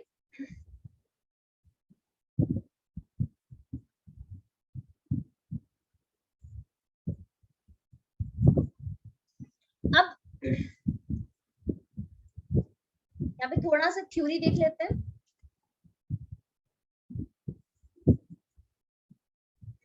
अभी तो 2 लाइन ही कवर हुई, एक बार चलो इसी को रीड कर लेते हैं। तो यहाँ पे देखिए क्या लिखा है, एल्गी क्या होती है, they are chlorophyll bearing, chlorophyll bear करती है, तो इसका मतलब क्या हुआ, दे आर फोटोसिंथेटिक, सिंपल होती है। और प्लांट बॉडी क्या होती है, थैलॉइड। थैलॉइड का मतलब क्या होता है, ये मैंने आपको बता दिया, that is not differentiated into true root, true stem, true leaves. Autotrophic होती है, मतलब अपना फूड खुद सिंथेसाइज करती है, फूड सिंथेसाइज खुद करती है। एंड लार्जली एक्वेटिक, कहां पर होती है, पानी के अंदर होती है। पानी कैसा होगा, फ्रेश वाटर में भी होती है और साथ में मेरीन वाटर में भी होती है। लेकिन इसके अलावा ये वैरायटी ऑफ हैबिटेट पे ग्रो करती है, लाइक मॉइस्ट स्पॉन्ज जो गीले पत्थर होते हैं, सॉइल हो गया, वुड हो गया। लेकिन कुछ एल्गी क्या है, some of them also occur in association with fungi, कुछ एल्गी फंजाई के साथ क्या करती है, एसोसिएशन में होती है, उसे कहते हैं लाइकस। और कुछ एल्गी एनिमल्स की बॉडी पे ग्रो करती है। कौन से एनिमल की बॉडी पे ग्रो करती है, ऑन द स्लॉथ बियर, जो मैंने आपको दिखा दिया। अब बात करते हैं कि इनका जो साइज है, इनकी जो फॉर्म है, वो क्या एल्गी की, वो क्या होती है, हाईली वेरिएबल होते हैं, मतलब वेरिएशन होती है काफी ज्यादा इनके साइज में। अब इस वेरिएशन का मतलब क्या है कि जो हमारे पास एल्गी है ये बहुत छोटी से छोटी भी है, माइक्रोस्कोपिक है। माइक्रोस्कोपिक का मतलब क्या होता है, जिसको हम माइक्रोस्कोप की हेल्प से देखते हैं। और साथ में यूनिसेलुलर होती है, मतलब जिसकी पूरी बॉडी एक सिंगल टाइप की सेल से बनती है। फॉर एग्जांपल क्लाइमोडोमोनास, तो हमारे पास ये जो क्लाइमोडोमोनास है, ये ग्रीन एल्गी है, यूनिसेलुलर है, और माइक्रोस्कोप से हम इसको देख सकते हैं। तो ऑब्वियसली बात है कि जिसका साइज बहुत छोटा होगा उसी को ही हमें माइक्रोस्कोप से देखने की जरूरत पड़ेगी। तो साइज वेरी कर रहा है ना, तो इतनी छोटी एल्गी है। इसके अलावा कुछ एल्गी कॉलोनियल फॉर्म में प्रेजेंट होगी, लाइक दी वॉल्वॉक्स। अब एनसीईआरटी में आपने वॉल्वॉक्स का डायग्राम देखा होगा, आप यहाँ पर देख सकते हो, एक मिनट सॉरी, ये वाला डायग्राम देखिए। तो यहाँ पे देखिए, ये जो सबसे पहले वाली एल्गी, इसका नाम है वॉल्वॉक्स। ये जो सेकंड वाली एल्गी है, इसका नाम है क्लाइमोडोमोनास। तो यहाँ पे आप इस एल्गी को देख सकते हो, ये ऐसे माइक्रोस्कोपिक दोनों ही होती है। लेकिन यहाँ पे वॉल्वॉक्स में देखिए, ये वाला पोर्शन देखिए, ब्लैक वाला, यहाँ पे एल्गी जो है कॉलोनी की फॉर्म में प्रेजेंट है। तो कुछ एल्गी देखिए यहाँ पे माइक्रोस्कोपिक है, कुछ एल्गी यहाँ पे कॉलोनी की फॉर्म में प्रेजेंट होती है, और कुछ यहाँ पे फिलामेंट की फॉर्म में प्रेजेंट होती है। मेरे पास यहाँ पे डायग्राम नहीं है, लेकिन आप सबने यहाँ पे पक्का सबने स्पायरोगायरा को और यूरोथ्रिक्स को देखा होगा, उसके इस तरीके से फ्रेगमेंट होते हैं, फ्रेगमेंट्स की फॉर्म में प्रेजेंट होती है वो, ठीक है। तो यहाँ पे देख सकते हो साइज में कितने ज्यादा वेरिएशन है। और एक एल्गी होती है केल्प, जो मैंने आपको बताया था, आप इस डायग्राम के अंदर देख सकते हो, ये वाला जो केल्प है वो एक ब्राउन एल्गी है, और इसका जो साइज होता है, इसकी जो हाइट होती है वो कितनी बड़ी होती है, 100 मीटर से भी ग्रेटर देन है, 100 मीटर से भी ज्यादा हाइट होती है इस केल्प की। तो आप देखो कितनी ज्यादा, देखो इसकी हाइट होगी। फिर आप यहाँ तो हमें देखने में इतनी बड़ी नहीं लग रही, क्योंकि ऑब्वियसली बात है कैमरा 100 मीटर को तो कैप्चर नहीं कर सकता ना। लेकिन जो ये केल्प है, जो एक ब्राउन एल्गी है, इसकी हाइट 100 मीटर से भी ऊपर जाती है। तो ऑब्वियसली बात है, इसको तो हम नेकेड आई से देख ही सकते हैं ना। तो कहने का मतलब क्या है कि साइज में बहुत ज्यादा वेरिएशन है, काफी ज्यादा वेरिएशन। इसीलिए एनसीईआरटी में जो एक लाइन लिखी गई थी यहाँ पे, जो आप देख सकते हो, एक मिनट, कि इनका जो साइज है वो क्या करता है, वेरी करता है। वो माइक्रोस्कोपिक है, यूनिसेलुलर फॉर्म है लाइक क्लाइमोडोमोनास, कुछ कॉलोनी की फॉर्म में होती है लाइक वॉल्वॉक्स, और कुछ फिलामेंट की फॉर्म में होती है यूरोथ्रिक्स एंड स्पायरोगायरा। लेकिन कुछ मेरीन फॉर्म मतलब जो सॉल्टी वाटर में ग्रो करती है, सच एज केल्प, क्या बनाती है, मैसिव प्लांट बॉडी बनाती है, काफी ज्यादा, ये मतलब काफी ज्यादा हाइट में बड़ी होती है, 100 मीटर से ज्यादा बड़ी होती है। आप डेटा आगे जाकर पढ़ोगे। तो ये तो हमारे पास है एल्गी के जनरल फीचर्स के बारे में। अब हम बात करते हैं कि जो ये एल्गी है, ये रिप्रोडक्शन कैसे करती है। तो एल्गी का जो रिप्रोडक्शन होता है वो 3 तरीके से होता है। एक होता है वेजिटेटिव रिप्रोडक्शन, एक होता है एसेक्सुअल, एंड लास्ट में आता है sexual method of the reproduction. तीन मेथड है, वेजिटेटिव, एसेक्सुअल एंड सेक्सुअल। आप अभी यहाँ पे सिलेबस के अंदर तीन टाइप के एल्गी को पढ़ोगे, पहले एक बार उसी को देख लेते हैं। तो एल्गी की यहाँ पे हमारे पास क्या है, तीन क्लासेस आती है। तीन क्लासेस कौन कौन सी है, Chlorophyceae, Phaeophyceae and Rhodophyceae. Chlorophyceae किसको कहते हैं, ग्रीन एल्गी को कहते हैं।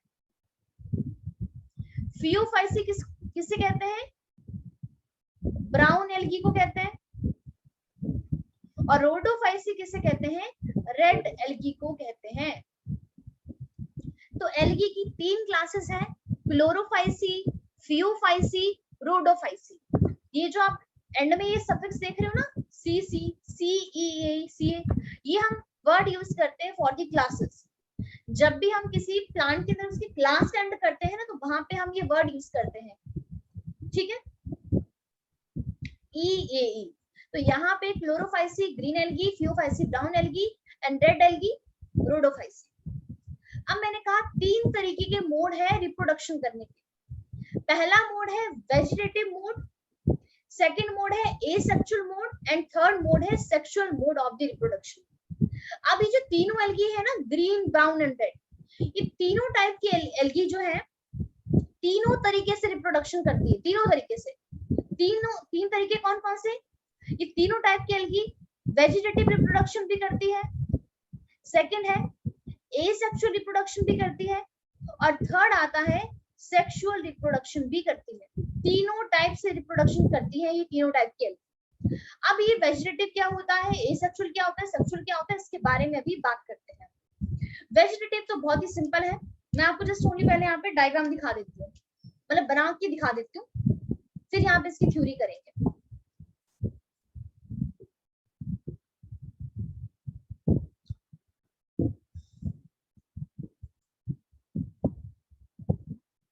एक एल्गी बना रही हूँ इस तरीके से। सबसे पहले हम, एक मिनट,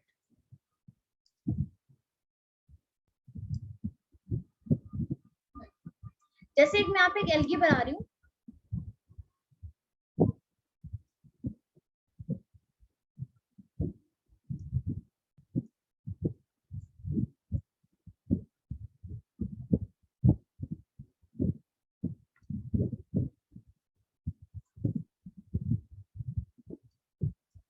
जो हमारे पास एल्गी होती है ना, स्पायरोगायरा, वो इस तरीके से प्रेजेंट होती है, इस तरीके से उसकी शेप होती है। पूरी तो ऐसी नहीं है, बट एक मैंने यहाँ पे रफ तरीके का डायग्राम बनाया है। एल्गी कौन सी है, स्पायरोगायरा। अब यहाँ पर ये जो मैंने स्पाइरल शेप का ये स्ट्रक्चर बनाया है ना, यहाँ पे जिगजैग सा, इसे रिबन शेप भी कहते हैं। ये स्पायरोगायरा के अंदर क्या होता है, ये इसका क्लोरोप्लास्ट होता है। तो क्लोरोप्लास्ट जो होता है स्पायरोगायरा के अंदर, वो कैसा होता है, स्पाइरल शेप का क्लोरोप्लास्ट होता है। अब यहाँ पर अगर इस स्पायरोगायरा की मान लेते हैं कि इसके फ्रेगमेंट हो गए, मान लेते हैं एग्जांपल के तौर पर कि क्या हुआ कि ये एल्गी फ्रेगमेंट के अंदर डिवाइड हो गई। एक फ्रेगमेंट ये बन गया, एक फ्रेगमेंट ये बन गया, और एक फ्रेगमेंट ये बन गया।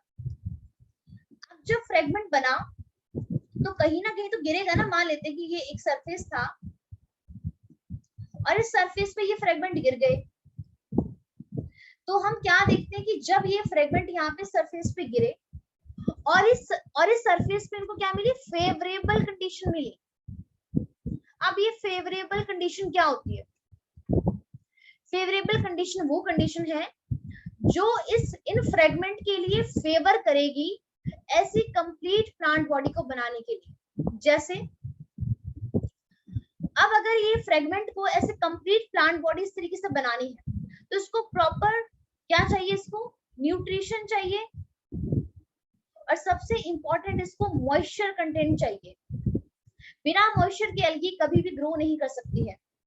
तो अंडर द फेवरेबल कंडीशन जो ये फ्रेगमेंट जो गिरे थे ना, ये सारे फ्रेगमेंट क्या करते हैं, ये कंप्लीट इस तरीके की बॉडी बना पा रहे हैं। तो इसको हम कहते हैं वेजिटेटिव रिप्रोडक्शन। कि अगर यहाँ पे क्या हो, अगर प्लांट बॉडी का कोई भी पार्ट फ्रेगमेंट के अंदर डिवाइड हो जाए, तो every part of the algae क्या कर सकती है, एक न्यू प्लांट बॉडी का फॉर्मेशन कर सकती है, उसे कहते हैं वेजिटेटिव रिप्रोडक्शन। समझ आ गया आपको? तो ये पहला पार्ट था वेजिटेटिव रिप्रोडक्शन का। सेकंड पार्ट आता है asexual mode of reproduction. Asexual mode का सिंपल सा मतलब है कि दोनों पेरेंट्स की जरूरत हमें नहीं है, मेल फीमेल की जरूरत नहीं है। अब ये एसेक्सुअल मोड जो है रिप्रोडक्शन का, ये रिप्रोडक्शन किसके थ्रू होती है, with the help of spore. किसके थ्रू होती है, स्पोर्स के थ्रू होती है। और स्पोर क्या होते हैं, एसेक्सुअल स्पोर होते हैं, जो क्या करते हैं, रिप्रोडक्शन करते हैं। और जो सबसे कॉमन एसेक्सुअल स्पोर है उसका नाम है ज़ूस्पोर। नोट कर लो, काफी इंपॉर्टेंट है। और ये क्या होते हैं, दे आर फ्लैजिलेटेड। जो ज़ूस्पोर होता है, मान लेते हैं स्पोर है, क्या करता है, फ्लैजिला बियर करता है। तो ये क्या होगा, दे आर मोटाइल, मूव कर सकते हैं। तो प्लीज नोट कर लीजिए, एसेक्सुअल मोड जो होता है रिप्रोडक्शन का, वो स्पोर के थ्रू होता है। और ये स्पोर क्या होते हैं, इस स्पोर का नाम है ज़ूस्पोर। और लास्ट में आता है sexual mode of reproduction. Last में कौन सा आता है, सेक्सुअल मोड, जो सबसे ज्यादा इंपॉर्टेंट है, sexual mode of reproduction. Simple सी बात है, जब भी हम सेक्सुअल मोड की बात करेंगे तो हमें यहाँ पर मेल गैमेट भी चाहिए होगा, मेल गैमेट भी चाहिए होगा, और हमें यहाँ पर फीमेल गैमेट भी चाहिए होगा। और जब ये दोनों गैमेट फ्यूज करेंगे तो फ्यूजन करने के बाद ही क्या बनेगा, क्या बनता है, फ्यूजन होने के बाद बनता है जायगोट, और उसके बाद बन जाती है न्यू प्लांट बॉडी। जब ये मेल और फीमेल गैमेट फ्यूज करता है, फ्यूजन के प्रोसेस को क्या कहते हैं, उसे कहते हैं फर्टिलाइजेशन। इसी को ही कहते हैं, इसी हम कहते हैं सिनगेमी। याद आ रही है सारी बातें कि नहीं आ रही है? सिन का मतलब होता है फ्यूजन, और गैमी का मतलब होता है गैमेट्स। तो सिनगेमी का मतलब क्या हो गया, फ्यूजन ऑफ गैमेट्स। कौन से गैमेट, फीमेल गैमेट और मेल गैमेट का फ्यूजन। जहां पे दोनों की जरूरत पड़ रही है उसे कहते हैं सेक्सुअल मोड ऑफ रिप्रोडक्शन। अब ये जो सेक्सुअल मोड जो है रिप्रोडक्शन का, ये 3 तरीके से होता है, आइसोगेमी, एनाइसोगेमी एंड ओगेमस होता है।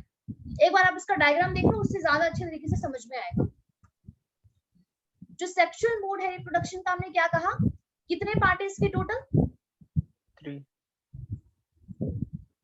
इसकी सेक्सुअल रिप्रोडक्शन 3 तरीके से होता है, आइसोगेमस, एनाइसोगेमस, और थर्ड आता है ओगेमस, या जिसे ओगेमी कहते हैं। अब यहाँ पर आइसोगेमी क्या कहती है कि जो 2 गैमेट फ्यूज हो रहे हैं, जैसे मान लेते हैं ये वाला जो जहां पे प्लस का साइन दिया है ना, एग्जांपल के तौर पे मान लेते हैं कि ये फीमेल गैमेट है, जहां पे माइनस का साइन दिया है मान लेते हैं ये क्या है, मेल गैमेट। जो 2 गैमेट फ्यूज कर रहे हैं वो क्या है, सिमिलर साइज के हैं। क्या है इनका, आइसो का मतलब ही होता है सिमिलर, और गैमी मतलब गैमेट्स, सिमिलर गैमेट है। 2 गैमेट जो फ्यूज कर रहे हैं वो क्या है, मॉर्फोलॉजिकली सिमिलर है, देख सकते हो आप। तो इसे कहते हैं आइसोगेमी या आइसोगेमस कंडीशन। लेकिन दोनों का फ्यूजन तो होगा ही होगा, तो सेक्सुअल रिप्रोडक्शन हो गया। आई होप आपको समझ में आ गया है, एग्जांपल बाद में करेंगे। सेकंड आता है एन आइसोगेमस। तो डायग्राम में साफ साफ पता चल रहा है, एन आइसोगेमस का मतलब होता है जहां पर आइसोगेमी क्या है, एब्सेंट है। अगर यहाँ पर दोनों गैमेट सेम साइज के थे तो यहाँ पर क्या होगा, दोनों गैमेट कैसे होंगे, दोनों गैमेट्स कैसे होंगे बताइए, डिसिमिलर साइज के, डिसिमिलर मतलब दोनों सिमिलर नहीं होंगे।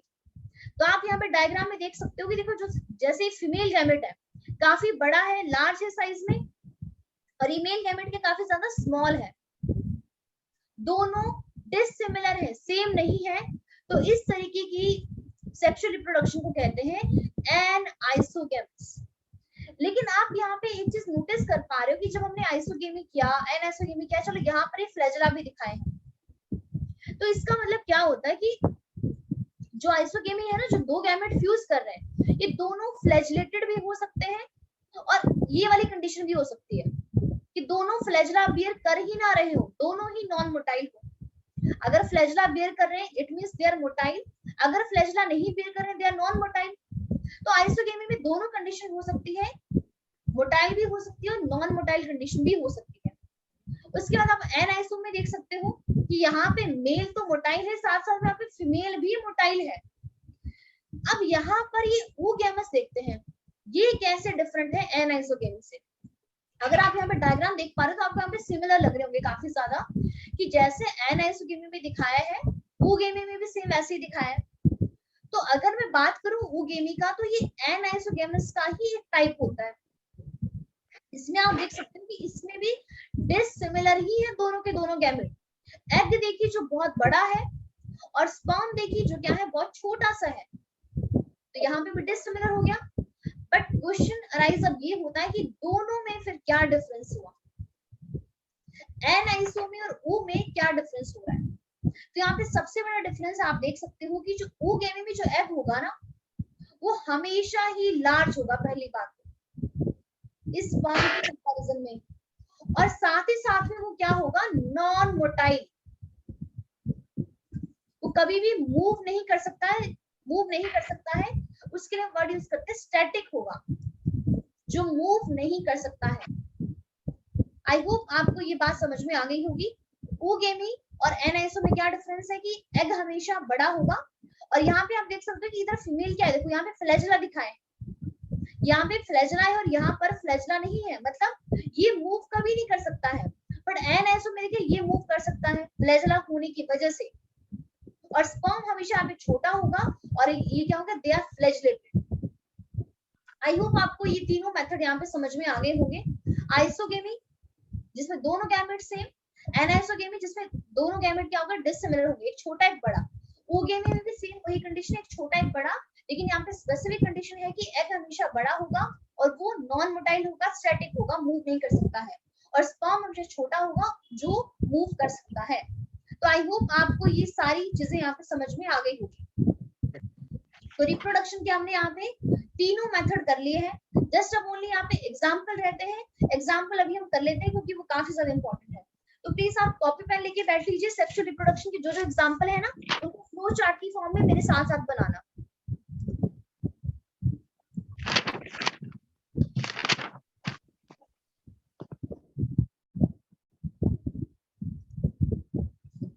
तो यहाँ पे प्लीज फ्लो चार्ट बनाना शुरू कर दीजिए मेरे साथ साथ में, और इसको अपनी एनसीईआरटी के ऊपर पेस्ट कर देना।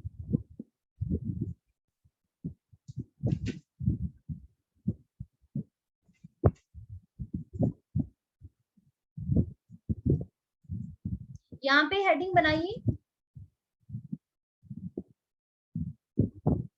रिप्रोडक्शन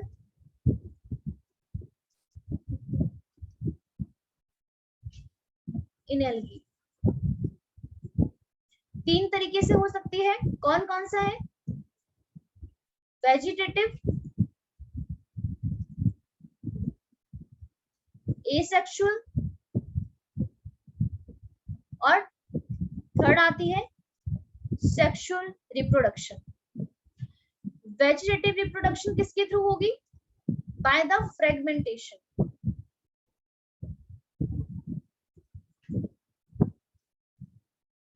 एसेक्सुअल रिप्रोडक्शन किसके थ्रू होगी, with the help of asexual spore, जिसमें हम किसका एग्जांपल लेते हैं, फॉर एग्जांपल ज़ूस्पोर।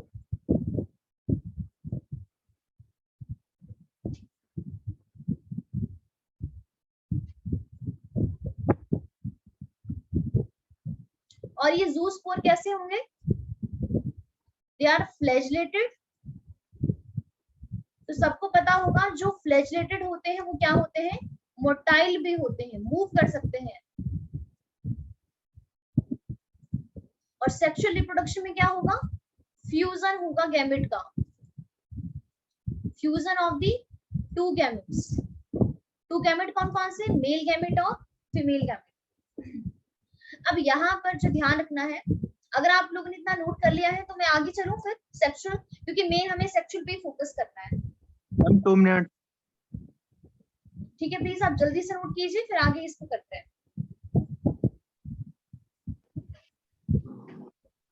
Done ma'am.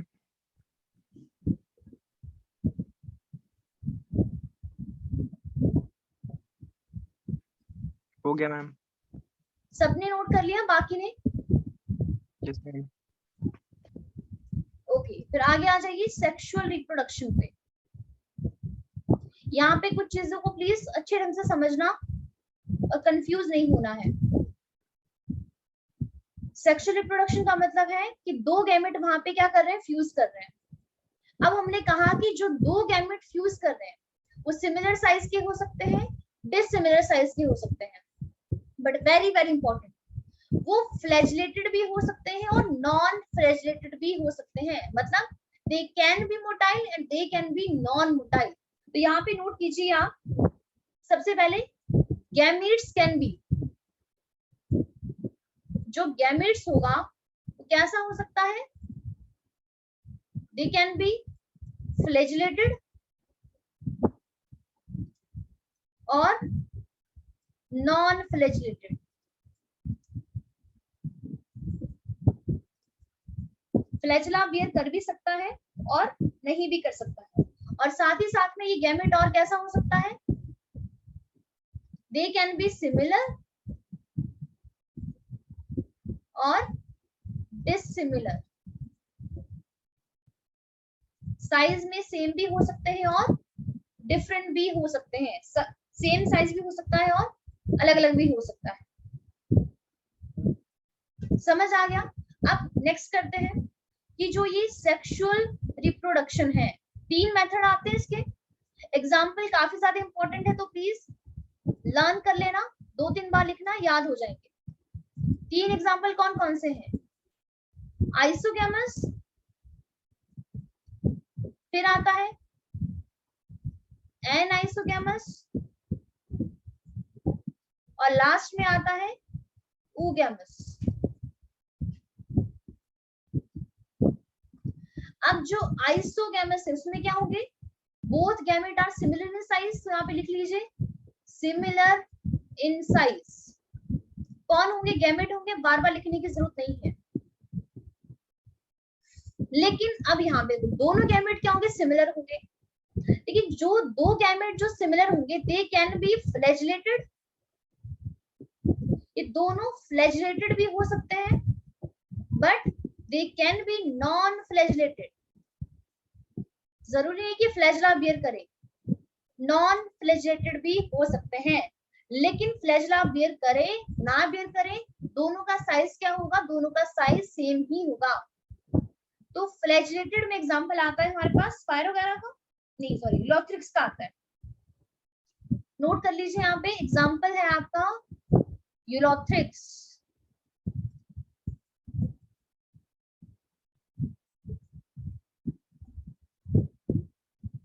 और नॉन फ्लैजिलेटेड में एग्जांपल है स्पायरोगैरा का। तो ये आपको याद करना है, और इसको प्लीज अपनी वहां पे एक व्हाइट पेपर में बनाकर इसको अपने एनसीईआरटी में पेस्ट कर देना, कि बार बार आप लर्न करोगे तभी कहीं जाके आपको याद होगा। एनाइसोगैमस में क्या होगा, डिसिमिलर होंगे दोनों गैमेट इन साइज में, जिसमें हमने एग्जांपल किसका किया था, यूडोरिना का। आ रहा है याद कि नहीं आ रहा है? फॉर एग्जाम्पल यूडोरिना, यूडोरिना ही था ना, EUDORIN, यूडोरिना। और लास्ट में oogamous है, इसमें क्या होगा, जो फीमेल होगी, वन फीमेल गैमेट क्या होगा, लार्ज प्लस स्टैटिक, मतलब जो मूव नहीं कर सकता है, और साथ में यहाँ पे जो मेल गैमेट होगा वो क्या होगा, स्मॉल होगा। ये काफी इंपॉर्टेंट है। और स्मॉल होने के साथ साथ वो क्या होगा, मोटाइल होगा।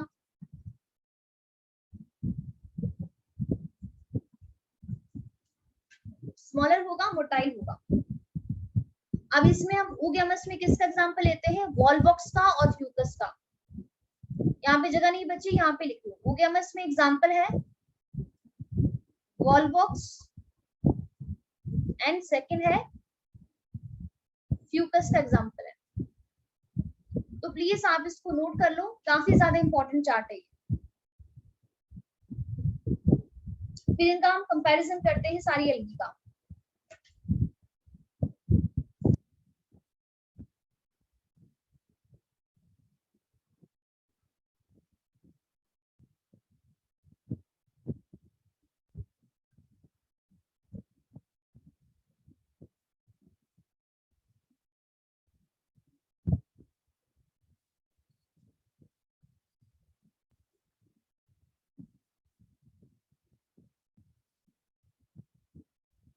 सबने नोट कर लिया है?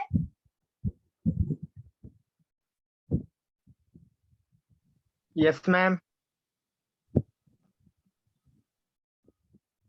आपको कौन सी स्लाइड देखनी है कमलप्रीत, ये वाली?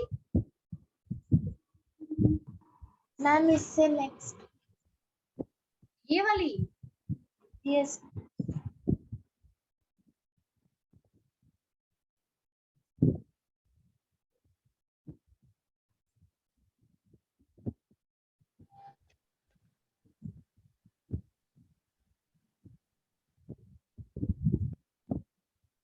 Done ma'am.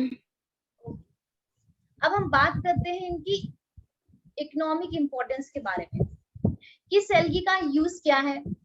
क्योंकि आप सबको पता है बिना इंपॉर्टेंस के तो हम कोई भी चीज पढ़ते ही नहीं है। कोई भी ऐसी चीज जो ह्यूमन बीइंग को बेनिफिट ना प्रोवाइड करे उनको हम जनरली पढ़ना पसंद नहीं करते हैं। तो यहाँ पे जानते हैं कि इसकी इंपॉर्टेंस क्या है, एल्गी की इकोनॉमिक इंपॉर्टेंस क्या है।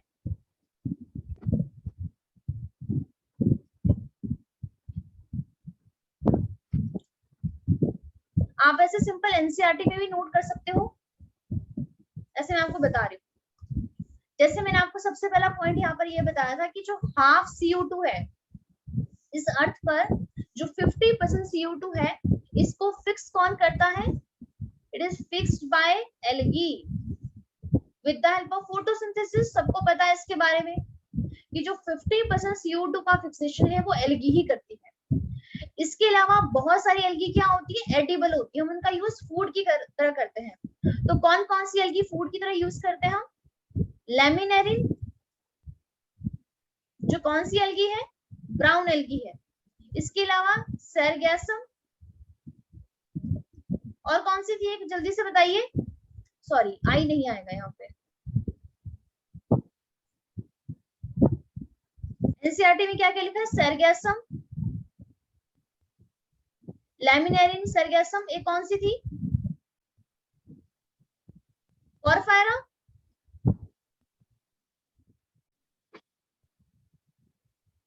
तो ये तीन एल्गी है, पोरफायरा, सेरगैसम, लैमिनेरिन। इसका यूज हम कैसे करते हैं, use as a food, food की तरह हम इसका यूज करते हैं। इसके अलावा एक मैंने आपको बताया था कि कुछ एल्गी है वहां से हमें क्या मिलता है, याद होगा, वहां से हमें मिलते हैं हाइड्रोकोलोइड्स। अभी हाइड्रोकोलोइड्स क्या होते हैं, जो वाटर को होल्ड करके रख सकते हैं। हाइड्रोकोलोइड्स ऐसे सब्सटेंस होते हैं जो क्या कर सकते हैं, वाटर को होल्ड करके रख सकते हैं, वाटर होल्डिंग सब्सटेंसेस।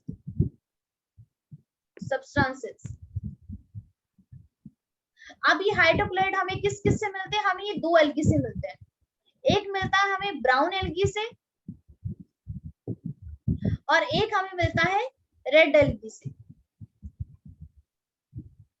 जो ब्राउन एल्गी से हमें हाइड्रोकोलोइड मिलता है, उस हाइड्रोकोलोइड का नाम है, कोई बताना चाहेगा तो प्लीज बता सकता है, अगर किसी को याद है प्लीज बताइए। जो ब्राउन एल्गी से हाइड्रोकोलोइड मिलता है उसका नाम क्या है? एल्जिन। हाँ जी, वेरी गुड, उसका नाम है एल्जिन। और जो रेड एल्गी से मिलता है उसका नाम है कैराजीन। वेरी गुड, उसका नाम है कैराजिन। कैरा स्पेलिंग क्या है, CARRGEE, कैराजिन, यही हो गया ना? Yes, ma'am. ठीक है जी। और ये दोनों एल्गी कैसी है? ब्राउन और रेडी दोनों कैसी? Both are marine algae.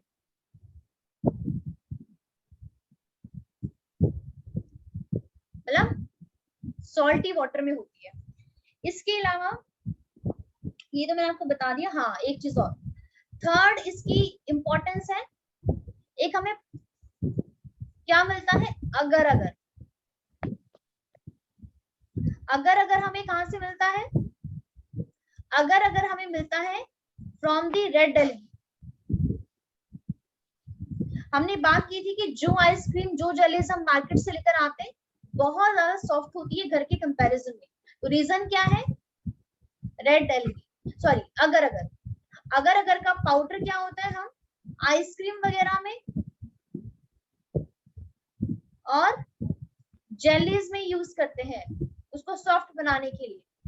और इवन हम इसको ना बायोटेक्नोलॉजी में भी यूज करते हैं। ये आप ना अगले साल पढ़ोगे, बायोटेक्नोलॉजी। बायोटेक्नोलॉजी में हम एक ना टेक्निक पढ़ते हैं, उस टेक्निक का नाम है इलेक्ट्रोफोरेसिस। नोट कर लो प्लीज, भी पूछना मत इसके बारे में। एक टेक्निक है इलेक्ट्रोफोरेसिस, और इस टेक्निक से हम डीएनए को सेपरेट कर सकते हैं। अगर ज्यादा जानना है बस इतना सा जान लो। इलेक्ट्रोफोरेसिस एक टेक्निक है जिसकी हेल्प से हम डीएनए को सेपरेट कर सकते हैं। तो इस टेक्निक में हम ना अगर अगर का यूज करते हैं, वहां पे आप पढ़ोगे इसको। तो हमारे पास अब क्वेश्चन ये राइज होता है कि रेड एल्गी से तो मिलता है अगर अगर। हाँ बिल्कुल अमनजोत, आपने सही कहा कि हमें अगर अगर किससे मिलता है? रेड एल्गी का नाम है जेलिडियम एंड ग्रेसिलिडियम। बिल्कुल सही कहा, नोट कर लीजिए यहाँ पे। तो जिस एल्गी से हमें मिलता है उसका क्या नाम है? अगर अगर रेड एल्गी से तो मिल रहा है, बट उस रेड एल्गी का नाम क्या है? रेड एल्गी का नाम है Palladium crystal.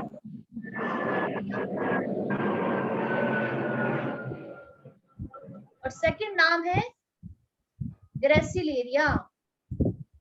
याद रखना है ये सारे के सारे नाम। ये नाम बहुत बार नीट में पूछे जाते हैं, हर बार इकोनॉमिक इंपॉर्टेंस से क्वेश्चन आता है। अगर अगर पे क्वेश्चन पूछ सकते हैं, एल्गिन केराजिन पे क्वेश्चन पूछ सकते हैं। ठीक है, नोट कर लिया ना? इसके अलावा बस लास्ट रहेगी इसकी इंपॉर्टेंस, बाकी तो मैंने आपको सारी बता दी है। अगर अगर वाला काफी इंपॉर्टेंट है क्योंकि आप इसको अगले साल भी पढ़ोगे। और इसको हम ना सीवीड भी बोलते हैं, कि मतलब रेड एल्गी को, सॉरी सीड भी, सी, एक मिनट सॉरी मैम, अगर मैम सीड एल्गी कहाँ से आ गई? रेड एल्गी से ही हमें अगर अगर मिलता है। 3 टाइप है ना एल्गी के, green algae, brown algae, red algae. तो अगर अगर जो होता है वो हमें रेड एल्गी से मिलता है। ओके। ठीक है, और इसका यूज करते हैं आइसक्रीम में, जेलीज में और बायोटेक्नोलॉजी में। एनसीईआरटी में क्या लाइन लिखी है एक बार मैं देख लेती हूँ। इसमें बस इतना ही लिखा है, are use in the preparation of ice cream and jellies. लेकिन यहाँ पर भी होता है, ये आप अगले साल पढ़ोगे। Okay ma'am. ठीक है, लास्ट इसकी इंपॉर्टेंस है, एक एल्गी है जिसका नाम है क्लोरेला। उसको नोट कर दो। इसका कौन सा नंबर था? 5th नंबर है इसका, 5th। CHLORELA, नोट कर लो, काफी इंपॉर्टेंट है।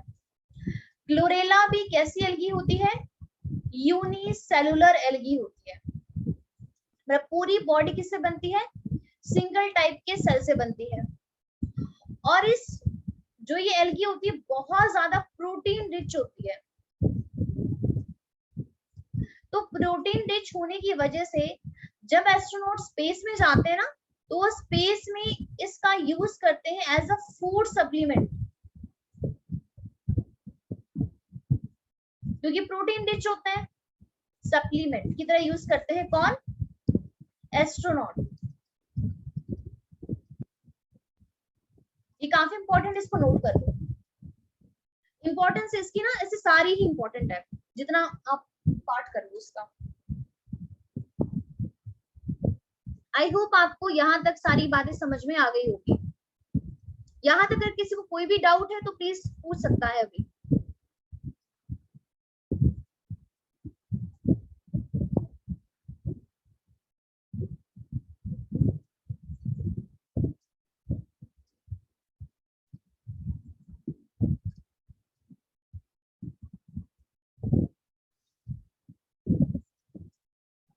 बताइए, फिर इसकी क्लासिफिकेशन करने जल्दी से मैं 15 मिनट में कोशिश करूंगी कि कंप्लीट हो जाए।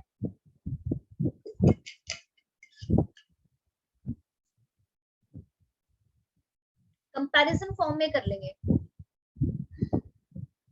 परिणीति, आपने ये चैप्टर किया है प्लांट किंगडम?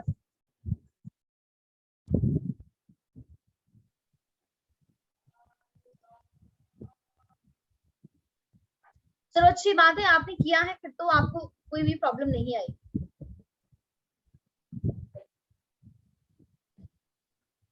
फिर एक काम करती हूँ, आई होप आप सबने यहाँ तक नोट कर लिया है।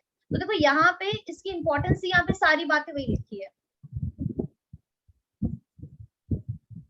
एक बार आप इसको रीड कर लेना, कोई पॉइंट मिस हो गया तो प्लीज आप बता देना फिर।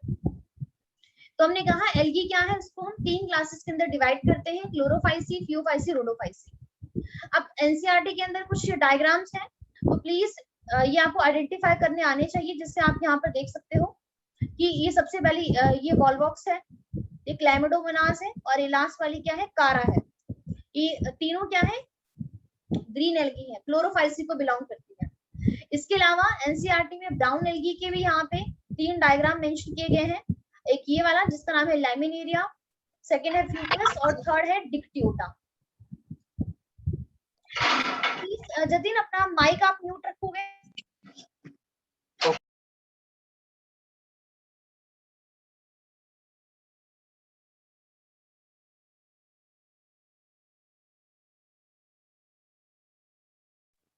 मैम आपका माइक म्यूट हो गया। Sorry sorry sorry. और लास्ट हमारे पास है रेड एल्गी, जो यहाँ पे 2 एग्जांपल दिए हैं, पोरफायरा एंड पॉलीसिफोनिया। आप देख सकते हो जो पुरानी वाली एनसीईआरटी है वहां पे जो ग्रीन एल्गी है उसके एग्जांपल दिए हैं, वॉलवॉक्स, क्लाइमोडोमोनास एंड कारा। लेकिन अभी जो न्यू वाली एनसीईआरटी है ना, वहां पर ये दोनों डायग्राम उन्होंने डिलीट करके यहाँ पर डायग्राम डाला है यूरोथ्रिक्स का। तो जिसके पास न्यू वाली एनसीईआरटी होगी उसमें ये दोनों डायग्राम नहीं है, उसमें यूरोथ्रिक्स का डायग्राम है, जो कुछ ऐसा है। फिलामेंटस एल्गी होती है ना ये वाली, इस तरीके का डायग्राम होगा। जिसकी पुरानी उसमें ये वाला डायग्राम होगा। ठीक है, तो आप प्लीज देख लेना, आपको दोनों ही आइडेंटिफाई करने आने चाहिए। अब यहाँ पर एनसीईआरटी के अंदर एक चार्ट बना है, तीनों एल्गी को क्या कर रहे हैं, यहाँ पे डिफरेंशिएट कर रहे हैं। तो अभी हमें इसको ही यहाँ पे देखना है, थ्योरी से आप खुद ही पढ़ लेना कंपैरिजन फॉर्म में।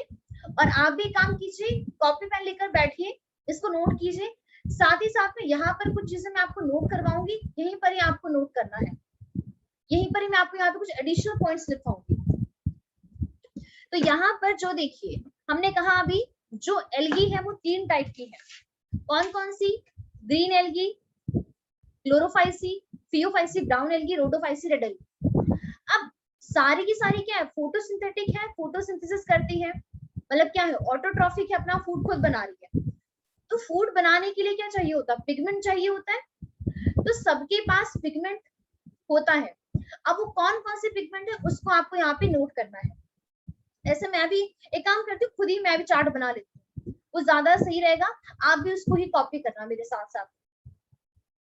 बट यहाँ पे थोड़ा सा मुश्किल होगा, तो यहाँ पे 1 मिनट आप भी प्लीज कंपैरिजन चार्ट बनाइए, उसकी हेल्प से जल्दी हो जाएगा। क्योंकि आप सबने, आप कह रहे हो कि आपने ये किया ही है, फिर तो अच्छी बात है।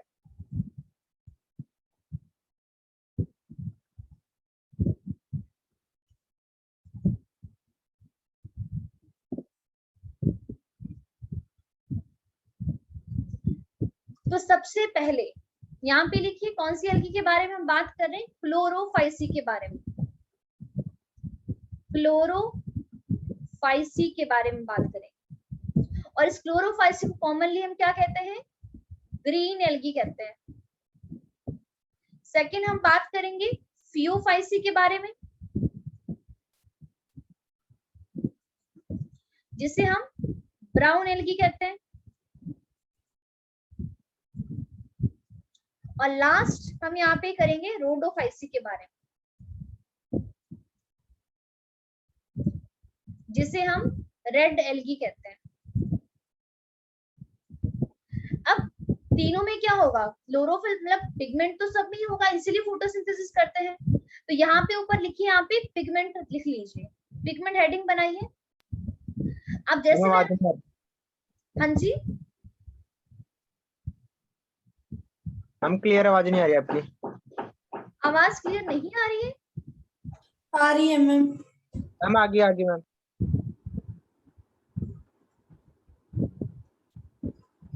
मैम आगे। अब नेक्स्ट सबसे पहले यहाँ पे पैरामीटर लीजिए पिगमेंट का। तो मैंने आपको बताया था कि जो क्लोरोफिल ए है वो क्या होता है, यूनिवर्सल पिगमेंट होता है, वो सारी एल्गी में ही प्रेजेंट होता है, जो मर्जी एल्गी हो क्लोरोफिल ए तो सब में ही होगा। तो क्लोरोफाइसी, फ्यूफाइसी, रोडोफाइसी, इन तीनों में क्या होता है, क्लोरोफिल ए तो सब में ही होता है। तो यहाँ पे नोट कर लीजिए क्लोरोफिल ए क्या है, सब में है। एक मिनट,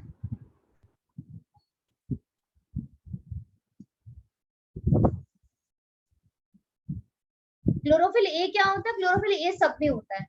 इसके अलावा ए के अलावा जो क्लोरोफाइसी है उसमें बी होता है, फ्यूफाइसी में सी होता है, और रोडोफाइसी में क्या होता है, डी होता है, रेड एल्गी में डी होता है। तो आप इसको बी सी डी करके भी लर्न कर सकते हो। ए सब में होगा, क्लोरोफाइसी में ए के अलावा बी होगा, फ्यूफाइसी में ए के साथ सी होगा, और रोडोफाइसी में एक साथ क्या होगा, डी होगा। लेकिन उसके अलावा जो हमारे पास ये फ्यूफाइसी है, यहाँ पर क्लोरोफिल ए और सी के अलावा भी और पिगमेंट प्रेजेंट होते हैं। और वो कौन कौन से पिगमेंट हैं, जिनको याद है वो अपने माइंड में अभी बाइंड कर लो उसको, लेकिन यहाँ पे मैं नोट कर। और कौन कौन से पिगमेंट होते हैं यहाँ पे, कैरोटीनॉइड होते हैं, कैरोटीनॉइड्स, और क्या होता है, ज़ैंथोफिल होता है, फ्यूकोजेंथिन। हाँ वेरी गुड, फिर होता है फ्यूकोजेंथिन। ये तीन पिगमेंट और होते हैं ब्राउन एल्गी के अंदर, कैरोटीनॉइड, ज़ैंथोफिल, फ्यूकोजेंथिन। अब सबको पता है कि जो ये पिगमेंट होते करते क्या है, कलर देते हैं ना, कलर प्रोवाइड करते हैं किसी भी चीज को। अब अच्छा मुझे बताइए, हमने एनसीईआरटी के अंदर एक लाइन पढ़ी थी कि जो ब्राउन एल्गी है उसकी बहुत सारी शेड्स हैं, ब्राउन की भी शेड है बहुत ज्यादा। अब वो जो शेड है वो किसके ऊपर डिपेंड करती है, यहाँ पर जो पिगमेंट होता है उन पिगमेंट का कितना अमाउंट है उसके ऊपर ब्राउन एल्गी का कलर मैटर करता है। तो आप मुझे बताइए वो कौन कौन से पिगमेंट है जो रिस्पॉन्सिबल होते हैं for the different shades of the brown algae. जल्दी से आंसर दीजिए।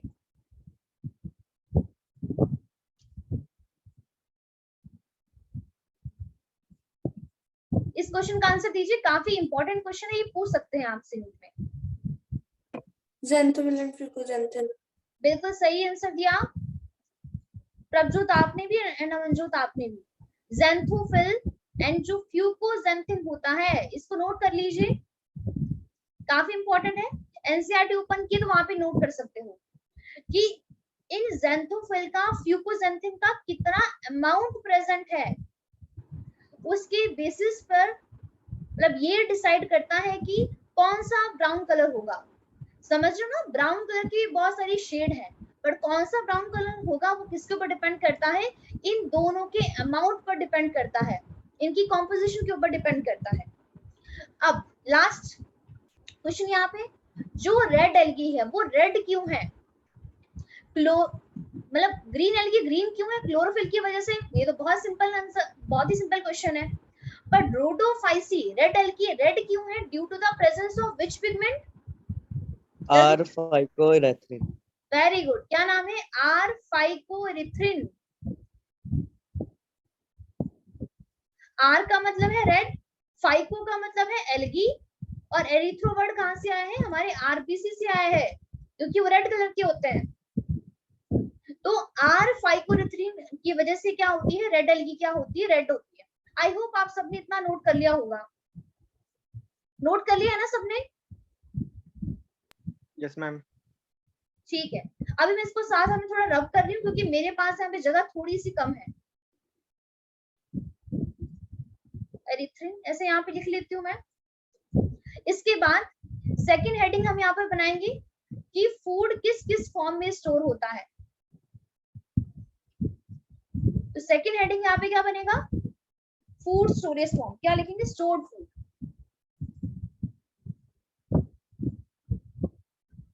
फूड किस किस फॉर्म में स्टोर होता है। तो ऐसे ये तो एक बहुत ही सिंपल सी बात है। एक चीज और जिसको नहीं आता है उसको मैं थोड़ा सा रिवाइज करवा देती हूँ। ऐसे मैंने पहले भी बताया था बट यहाँ पे नोट कर लो, जब भी प्लांट फोटोसिंथेसिस करते हैं तो सबको पता है कि वो क्या करते हैं, फूड बनाते हैं। जब भी प्लांट के अंदर फूड सिंथेसाइज होता है, मतलब मैन्युफैक्चर होता है, किस फॉर्म में होता है, ग्लूकोज की फॉर्म में। ग्लूकोज क्या है, एक कार्बोहाइड्रेट है। कौन सा कार्बोहाइड्रेट है, मोनोसेक्राइड। लेकिन जब प्लांट को इस फूड को स्टोर करना होता है, अपनी बॉडी में स्टोर करना है, तो स्टोर किस फॉर्म में होता है, स्टोर होता है स्टार्च की फॉर्म में, जो अगेन एक क्या है, कार्बोहाइड्रेट है। लेकिन ये कैसा कार्बोहाइड्रेट है, इट इज अ पॉलीसेक्राइड। और ग्लूकोज क्या है, मोनोसेक्राइड है। लास्ट क्वेश्चन होता है कि फूड तो बनता है green part of the plant, for example leaves, लेकिन उस फूड की जरूरत, मान लेते हैं प्लांट है, फूड बना इधर लीफ में, लेकिन इस फूड की जरूरत इधर स्टेम में भी है और नीचे रूट में भी है। अब इस फूड को ट्रेवल करना है, ट्रांसपोर्ट होना है, तो जो ये फूड है जब ये ट्रांसपोर्ट होता है तो ये ट्रांसपोर्ट किस फॉर्म में होता है, इस फॉर्म में ट्रांसपोर्ट होता है, very good Amanjot, in the form of sucrose. तो नोट कीजिए यहाँ पे, इन the form of sucrose. And sucrose क्या होता है, अगेन ये भी एक कार्बोहाइड्रेट ही है, लेकिन ये कैसा कार्बोहाइड्रेट है, इट इज अ डायासेक्राइड। ये सारी चीजें मैं आपको बायोमोलिक्यूल्स में पहले ही काफी डिटेल में बता चुकी हूँ। तो यहाँ पे प्लीज इसको नोट कर लो।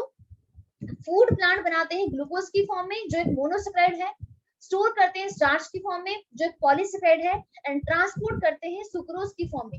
रीजन क्या है, because sucrose is a non reducing sugar.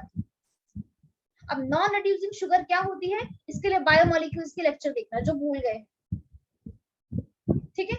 Non reducing sugar होती है, बाकी ग्लूकोज क्या होती है, ग्लूकोज फ्रुक्टोज ये सारी रिड्यूसिंग शुगर है, इसलिए इनकी फॉर्म में ट्रांसपोर्ट नहीं हो सकता है, ठीक है। तो एक बात तो हमें पता चल गई कि फूड स्टोर किस फॉर्म में होगा, स्टार्च की फॉर्म में होगा। तो यहाँ पे क्लोरोफाइसी में लिखिए कि फूड स्टोर किस फॉर्म में होता है, इन the form of starch. Note कर लीजिए यहाँ पे स्टार्च की फॉर्म में होता है। लेकिन एनसीईआरटी में एक लाइन लिखी है। अब एक चीज और जिसको नहीं पता है, ये जो क्लोरोफिल पिगमेंट होता है किस ऑर्गेनेली में होता है, याद है सबको, क्लोरोप्लास्ट। क्लोरोप्लास्ट। क्लोरोप्लास्ट के अंदर जैसे मान लेते हैं कि हमारे पास है क्लोरोफिल पिगमेंट है और भी पिगमेंट है, यहाँ पे ये फूड बना रहे हैं, तो ये ग्लूकोज जो बन रहा है कहाँ बन रहा है, इधर ही बन रहा है ना, इधर। अब स्टोर भी होगा स्टार्च, कहाँ पर हो रहा है, ये क्लोरोप्लास्ट के अंदर ही स्टार्च हो, मतलब क्लोरोप्लास्ट के अंदर ही स्टार्च क्या होगा, स्टोर होगा ना। लेकिन मैंने आपको एक चीज बताई थी, क्लोरोप्लास्ट में क्या होते हैं, छोटे छोटे ऑयल के ना ड्रॉपलेट होते हैं, जैसे ये ऑयल के ड्रॉपलेट हैं, और ये जो ऑयल के जो ड्रॉपलेट होते हैं ना, ये क्या काम करते हैं, ये स्टार्च को, मान लेते हैं ये जो मैं ब्लू कलर का बना रही हूँ, ये क्या है, ये स्टार्च है। तो स्टार्च यहाँ पे स्टोर हो रहा है इन द फॉर्म ऑफ ड्रॉपलेट, लेकिन साथ ही साथ में जो ड्रॉप है ना, यहाँ पर ये प्रोटीन को भी स्टोर करते हैं। मान लेते हैं रेड कलर में इंडिकेट कर रही हूँ यहाँ पे प्रोटीन के लिए। तो ये जो ऑयल की जो ड्रॉपलेट है, ये स्टार्च और प्रोटीन को क्या कर रहे हैं, दोनों को स्टोर कर रहे हैं। तो हमने इस ड्रॉपलेट को नाम दे दिया पायरिनोइड्स। तो एनसीईआरटी में यही लाइन लिखी है, the starch is stored in the form of pyrenoids. I hope आपको वो लाइन समझ में आ जाएगी जब आप उसको थ्योरी को रीड करोगे। तो यहाँ पे फूड किस फॉर्म में स्टोर हो रहा है, स्टार्च की फॉर्म में स्टोर हो रहा है। अब बात करते हैं ब्राउन एल्गी के बारे में। ब्राउन एल्गी में फूड किस फॉर्म में स्टोर होता है, लैमिनेरिन, mannitol. Very good, and mannitol. और तो नहीं था ना, यहाँ पे कुछ दो ही था, दो ही फॉर्म थी। और जो रोडोफाइसी है वहां पे फूड स्टोर होता है इन the form of floridean starch. Very good, in the form of floridean starch. और जल्दी से मुझे इस क्वेश्चन का आंसर दीजिए जो मैंने कहा था नीट में पूछा गया है 2020 में, कि ये जो फ्लोरिडियन स्टार्च है ये काफी ज्यादा सिमिलर होता है कॉम्प्लेक्स कार्बोहाइड्रेट से। उस कॉम्प्लेक्स कार्बोहाइड्रेट का नाम क्या है? ग्लाइकोजन और अमीलोपेक्टिन। Amylopectin, very good. ये जो फ्लोरिडीन स्टार्च है ये काफी ज्यादा सिमिलर होता है किससे? किससे सिमिलर होता है? क्या मैंने कहा? It is complex carbohydrate. और उस कॉम्प्लेक्स कार्बोहाइड्रेट का नाम क्या है? Glycogen plus amylopectin. Please NCERT read करना, सारी बातें आपको समझ में आ जाएगी। मैं यहाँ पे भी चार्ट की फॉर्म में करवा रही हूँ आपको, और अभी मैं इसको रब कर रही हूँ। जिसने नोट कर लिया है वो ठीक है।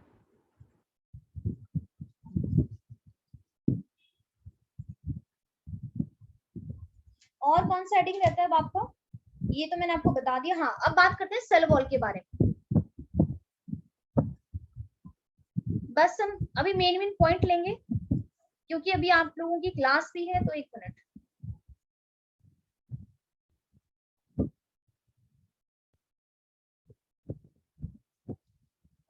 नेक्स्ट हेडिंग क्या था?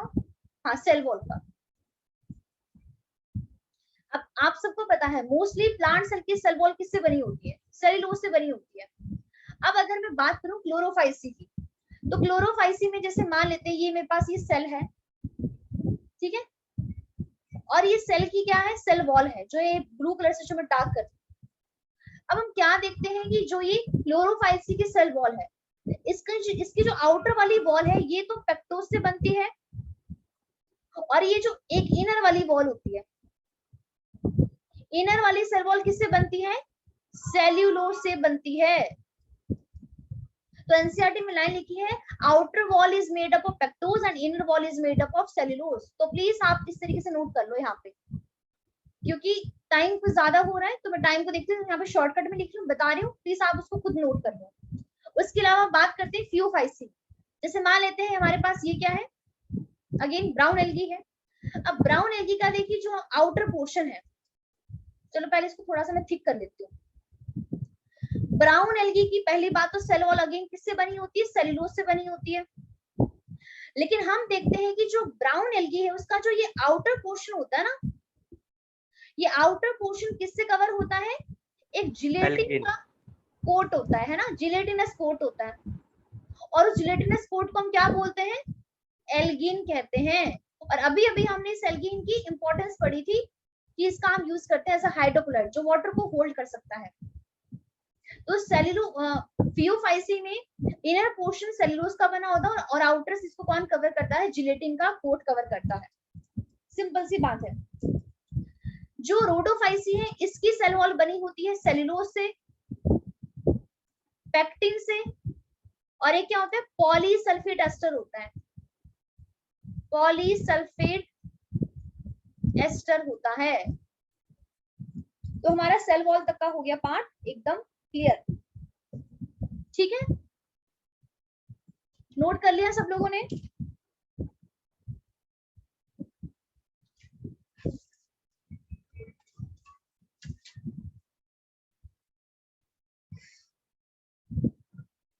आई होप सेल वॉल तक सबने यहाँ पे नोट कर लिया होगा। Yes ma'am. मैं यहाँ पे सेल वॉल वाला हेडिंग रिमूव कर रही हूँ क्योंकि यहाँ पे भी चार्ट बनाने में टाइम लग जाएगा और टाइम अभी थोड़ा सा है, ठीक है? तो यहाँ पे आप हेडिंग बनाइए फ्लैजला का। ऐसे एनसीईआरटी में भी बना हुआ है फ्लैजला का नंबर, साथ में उनकी पोजीशन, और क्या है? Position of insertion. अब जैसे क्लोरोफाइसी का एग्जांपल लेते हैं, क्लाइमिडोमोनास। जैसे मान लेते हैं मैंने यहाँ पे एल्गी बना दी ये वाली, तो हम क्या देखते हैं कि क्लोरोफाइसी में जो टोटल फ्लैजला का नंबर होता है वो कितना होता है? 2 to 8 होता है, मतलब 2 से 8। जैसे मान लेते हैं मैं यहाँ पे बना रही हूँ ये यहाँ पे देखो मैंने 2 फ्लैजला बना दिए, यहाँ पे मैं 3 बना रही हूँ, ये 4 बना रही हूँ, या यहाँ पे मैंने 5 बना लिए। तो फ्लैजला का नंबर 2 to 8 हो सकता है, लेकिन सारे फ्लैजला क्या होंगे? वेरी वेरी इंपॉर्टेंट, इक्वल होंगे, कोई छोटा बड़ा नहीं है। अगर आप ध्यान से देखो सारे फ्लैजला की लेंथ क्या होने वाली है? इक्वल होगी। और ये सारे फ्लैजला अराइज कहाँ से हो रहे हैं? इस पोजीशन से, जो सबसे टॉप वाला पार्ट है। इसको कहते हैं एपिकल पोजीशन या इसको कहते हैं टर्मिनल पार्ट। तो एनसीईआरटी में लाइन लिखी है फ्लैजेला होते हैं 2 to 8, साथ में लिखा है इक्वल और साथ में लिखा है एपिकल। तो इसको ये एपिकल पार्ट है जहां से ये फ्लैजेला आपका राइज हो रहा है। तो क्लोरोफाइसी में लिखिए फ्लैजेला का नंबर 2 to 8 है, इक्वल है और क्या है एपिकल है। फियोफाइसी की बात करते हैं। अब अगेन यहाँ पर मैं एक एल्गी बना देती हूँ, मान लेते हैं एक एल्गी मैंने ये बना दिया, ठीक है। फियोफाइसी में हम क्या देखते हैं कि फ्लैजेला का नंबर, पहली बात तो ओनली 2 होता है, 2 से ज्यादा फ्लैजेला होते ही नहीं है, और 2 होने के साथ साथ वो क्या होते हैं अनइक्वल होते हैं। जैसे अगर मैं यहाँ पे बनाऊं, एक देखिए बड़ा फ्लैजेला और एक छोटा सा है, अनइक्वल बन के फ्लैजेला दोनों, एक बड़ा और एक छोटा, तो 2 फ्लैजेला मैंने बना दिए, अनइक्वल बनाए। अब बात करते हैं पोजीशन ऑफ इंसर्शन की, कि कहां से ये इंसर्ट हो रहे हैं, आज कहां से, मतलब ये फ्लैजेला बियर कहां से हो रहे हैं, तो बियर होते हैं ऑन द लेटरल पोजीशन। ध्यान से देखते हो, यहाँ से नहीं राइज हो रहा है, इस लेटरल पार्ट से राइज हो रहा है। अगर मैं यहाँ पे बनाऊं इस तरीके से, तो ऐसे राइज होता है ऑन द लेटरल साइड। तो एनसीईआरटी में लाइन लिखी है फ्लैजेला क्या होते हैं, 2 होते हैं, अनइक्वल होते हैं, साथ में लेटरल होते हैं। और वेरी वेरी इंपॉर्टेंट, रोडोफाइसी में तो फ्लैजेला होता ही नहीं है, फ्लैजेला इज एब्सेंट। काफी एडवांस एल्गी है तो फ्लैजेला एब्सेंट होते हैं, टोटली एब्सेंट होते हैं, ठीक है। तो इसका मतलब क्या है कि इसमें क्या सारी फॉर्म कैसी होगी, नॉन मोटाइल फॉर्म होगी, मोटाइल फॉर्म तो है ही नहीं, क्योंकि फ्लैजेला क्या होते हैं हमेशा एब्सेंट होते हैं। तो आई होप आपको ये बात भी इधर में समझ में आ गई होगी। तो ये तो था जो मैंने आपको इंपॉर्टेंट चीजें बता दी। अब प्लीज, अभी टाइम नहीं है, लेकिन मैं आपको यहाँ पे बता देती हूँ आपको कैसे कैसे करना है। अगर आपकी कॉपी में वहां पे स्पेस होगा ना, नहीं तो इसको फेयर काम में बनाना, ये आपके लिए होमवर्क है। 1 मिनट, यहाँ तो ये थोड़ा सा खिचड़ी पक गई बहुत ज्यादा, 1 मिनट पहले इसको मैं रब कर लूं। अब क्या करना है इसके बाद, जो अभी भी मैंने आपको वो रिप्रोडक्शन के मेथड लिखवाए थे ना, आइसोगैमस एंड आइसोगैमस, अब कौन सी एल्गी ग्रीन है, कौन सी ब्राउन है, कौन सी रेड है, उसके बेसिस पे आप इधर रिप्रोडक्शन का है वो भी बनाना, कॉलम भी बनाना, उसको भी यहीं पर ही सेट करना। एंड टाइम पे आपको काफी ज्यादा हेल्प मिलेगी यहाँ से करने में, अगर आप इस तरीके से इसको करोगे तो, क्योंकि अब तो आपने पढ़ ही लिया है।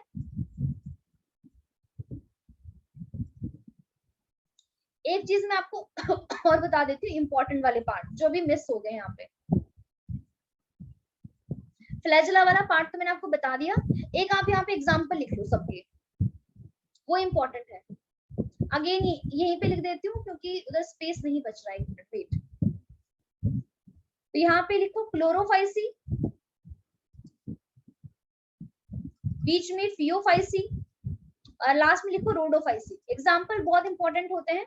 जैसे मैं आपको बताती हूँ, इस बार ना क्वेश्चन जो आया था नीट में, उन्होंने क्या काम किया, उन्होंने फियोफाइसी का ना एक एग्जाम्पल दे दिया, कोई भी रैंडम बेसिस पे उठा के, और ये पूछा, और क्वेश्चन था कि the लैमिनेरिन is stored food in dash dash dash. तो अगर आपको इन तीनों एल्गी के एग्जाम्पल नहीं आते तो आप उस क्वेश्चन को सॉल्व कर ही नहीं सकते हो। आपको ये पता है कि जो लैमिनेरिन है या फिर मैनिटोल है, वो ब्राउन एल्गी के अंदर फूड स्टोर होता है, लेकिन ब्राउन एल्गी कौन सी है, अगर आपको यही पता नहीं होगा तो आप उस क्वेश्चन का आंसर नहीं दे सकते हो। आई होप आपको बातें समझ में आ गई होगी। तो जल्दी से आप एग्जाम्पल लिख लो यहाँ पे। क्लोरोफाइसी में कौन कौन से एग्जाम्पल हमने किए थे, ऐसे बहुत बार कर चुके हैं। वॉल्वॉक्स नोट कर लो, फ्यूकस, नहीं सॉरी, फ्यूकस तो ब्राउन एल्गी होती है, रियली सॉरी। वॉल्वॉक्स हो गया, क्लैमिडोमोनास, साथ में हो गया कारा, कारा के बाद यूलोथ्रिक्स, स्पाइरोगैरा, हाँ स्पाइरोगैरा। और कोई मिस हुआ है? हाँ एक वो भी हुआ क्लोरेला, जो मैंने आपको इकोनॉमिक इंपॉर्टेंस में लिखवाया था, वो भी लिख लो क्लोरेला। और कोई मिस हुआ है बताइए जल्दी से। क्लैमिडोनास, क्लोरेला, क्लेटोफोरा, ये सारे यूलोथ्रिक्स, स्पाइरोगैरा, ये नोट कर लीजिए। ये किसके हैं, ये इसके ही एग्जाम्पल है क्लोरोफाइसी के। फियोफाइसी में एग्जाम्पल करते हैं एक्टोकार्पस का, जो क्या होती है, ब्रांच फॉर्म होती है इसकी। एक्टोकार्पस हो गया, फ्यूकस हो गया, इसके अलावा डिक्टियोटा, लैमिनेरिन हो गया और सेरगैसम हो गया। और कौन कौन से डिक्टियोटा, एग्जाम्पल थे, जल्दी से बताइए। ब्राउन एल्गी में केल्प, अच्छा केल्प नहीं लिखा, केल्प हो गया, जो मैंने आपको बताया कि केल्प के फॉरेस्ट होते हैं डीप सी के अंदर, उनकी हाइट क्या होती है 100 मीटर से ज्यादा होती है। केल्प, केल्प हो गया, एप्टोकार्पस, फ्यूकस, हाँ डिक्टियोटा, डिक्टियोटा बिल्कुल है ना, डिक्टियोटा मिस हो गया, डिक्टियोटा। ठीक है, इतने ही एग्जाम्पल थे हमारे पास फ्यूफाइसी के, ब्राउन एल्गी के। और रोडोफाइसी में एग्जाम्पल आता है, मैंने आपको बताया था डबल पी डबल जी, बहुत सिंपल है, इसके एग्जाम्पल सबसे इजी है याद करने को। P for porphyra, porphyra, polysiphonia, very good, Polysiphonia, ठीक है, जिलीडियम, हाँ gelidium and gracilaria, very good gracilaria.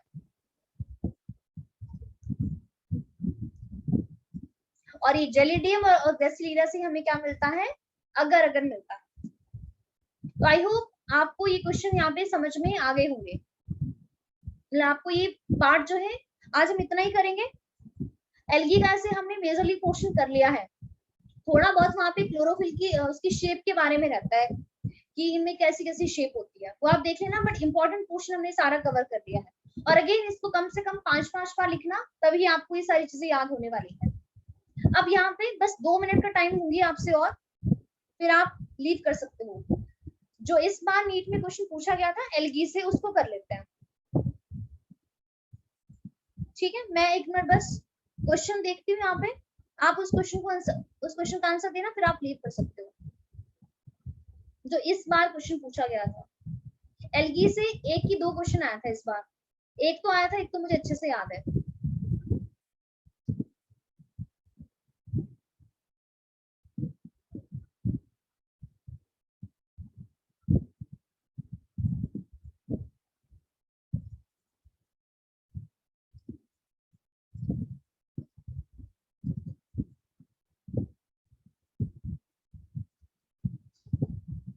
सबको विजिबल है क्वेश्चन पेपर?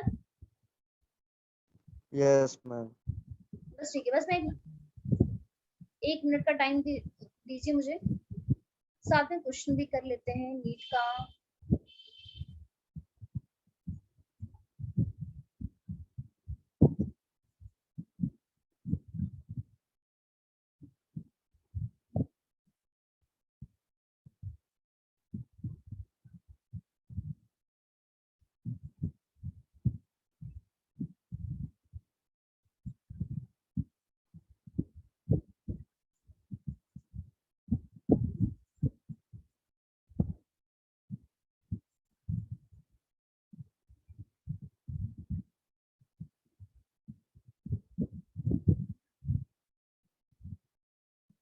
हाँ 127 क्वेश्चन का आंसर दीजिए, और प्लीज सारे बच्चे, 108 भी था, एक मिनट मैं देख लूंगी इसे, ये वाला देखिए 127, और प्लीज सारे कमेंट बॉक्स में आंसर करेंगे, 127 का आंसर दीजिए।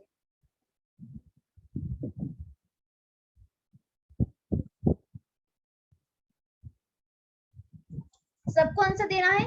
विच of the following algae contains mannitol as a reserve food material?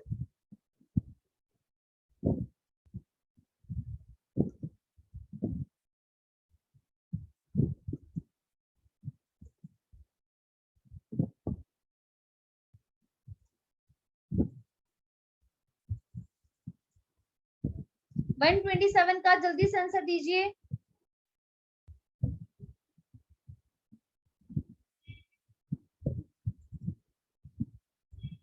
Which of the following algae contains mannitol as a food, as a reserve food material?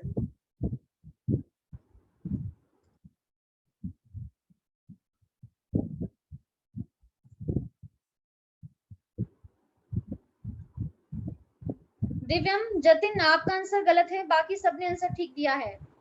अभी अभी हमने देखा mannitol जो है वो ब्राउन एल्गी के अंदर क्या होता है, फूड मटेरियल स्टोर होता है। अब एक्टोकार्पस क्या है, ब्राउन एल्गी है, ए आंसर होगा। ग्रेसिलेरिया अभी भी मैंने कहा पीपीजीजी रेड एल्गी है, PP for porphyra Polysiphonia Gelidium gracilaria, तो ग्रेसिलेरिया क्या है, रेड एल्गी है। यहाँ पे मैनिटोल की फॉर्म में नहीं होता फूड स्टोर, यहाँ पे किसमें था, फ्लोरिया स्टार्च की फॉर्म में होता है। Volvox and Ulothrix green algae है, तो आंसर हो गया इसका ए। प्लीज एग्जांपल पे ध्यान दीजिए। 108 कौन सा क्वेश्चन था, एक बार मैं देख लेती हूँ। आप कह रहे थे अमनजोत, हाँ चलो जेमा मैंने आपको कल करवाया था ब्रायोफाइट, बट चलो आज हमने ओनली वही वाला क्वेश्चन किया है। तो आई होप आपको क्वेश्चन थोड़ा बस ये समझ में आ रहा होगा कि क्वेश्चन कैसे आते हैं। मैं देख लेती हूँ अगर इसके अलावा कोई बाकी क्वेश्चन यहाँ पर होगा तो। हाँ, एक क्वेश्चन और मिल गया, 133 134. हाँ जी, Yes, ma'am. Yes. 133। और प्लीज अच्छे से पढ़कर आंसर देना। विच of the following algae produce keratin?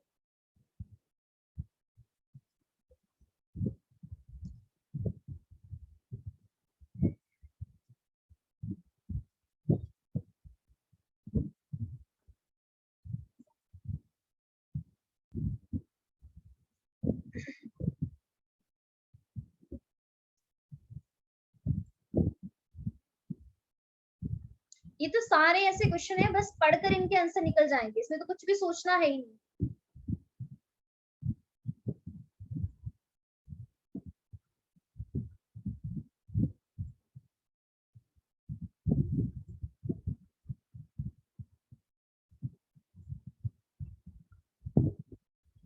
इसका आंसर होगा जतिन प्लीज, जो केराटिन है वो हमें रेड एल्गी से मिलता है। प्लीज जो मैंने आपको ये लिखवाया है ना व्हाइट बोर्ड पर, इसको प्लीज आप ध्यान से देखिए। कहाँ गया हमारा व्हाइट बोर्ड वाला? ये देखिए, यहाँ पे मैंने बताया था आपको इंपॉर्टेंस में कि हाइड्रोकोलाइड्स क्या होते हैं, water holding substances. Brown algae से एल्गिन मिलता है, रेड एल्गी से कैरागिन मिलता है। तो वही क्वेश्चन पूछा गया है वहां पे कि which of the following algae produce carrageenan, तो आंसर क्या हो गया, red algae. Green no, brown no, blue green algae no. Blue green algae तो ऐसे भी बैक्टीरिया होता है, ठीक है, साइनोबैक्टीरिया। और ब्राउन एल्गी से हमें मिलता है एल्गिन, रेड एल्गी से मिलता है कैरागिन। तो देखो दो क्वेश्चन हो गए जो ओनली एल्गी से आए हैं। बाकी मैं देख लेती हूँ, ऐसे मुझे लगता है 2 ही आए होंगे, क्योंकि इतने क्वेश्चन तो एल्गी से बन नहीं सकते हैं ऐसे। हाँ, इतने बस 2 क्वेश्चन आए थे आपके एल्गी से। तो प्लीज इनके एग्जाम्पल अच्छे से पढ़ना। हमने अब इसको रिवाइज भी कर लिया है, तो नेक्स्ट हमारी जो क्लास होगी वो होगी ब्रायोफाइट्स के ऊपर, ठीक है। अगर किसी का कोई भी डाउट होगा तो प्लीज वो बाद में मुझसे पूछ सकता है। तो अभी मैं सेशन एंड कर रही हूँ। नेक्स्ट क्लास आपकी होगी वेंसडे को, तो फिर तब ब्रायोफाइट्स, उस दिन हम ब्रायोफाइट्स करेंगे। Thank you ma'am. ओके जी, वेलकम, बाय बाय।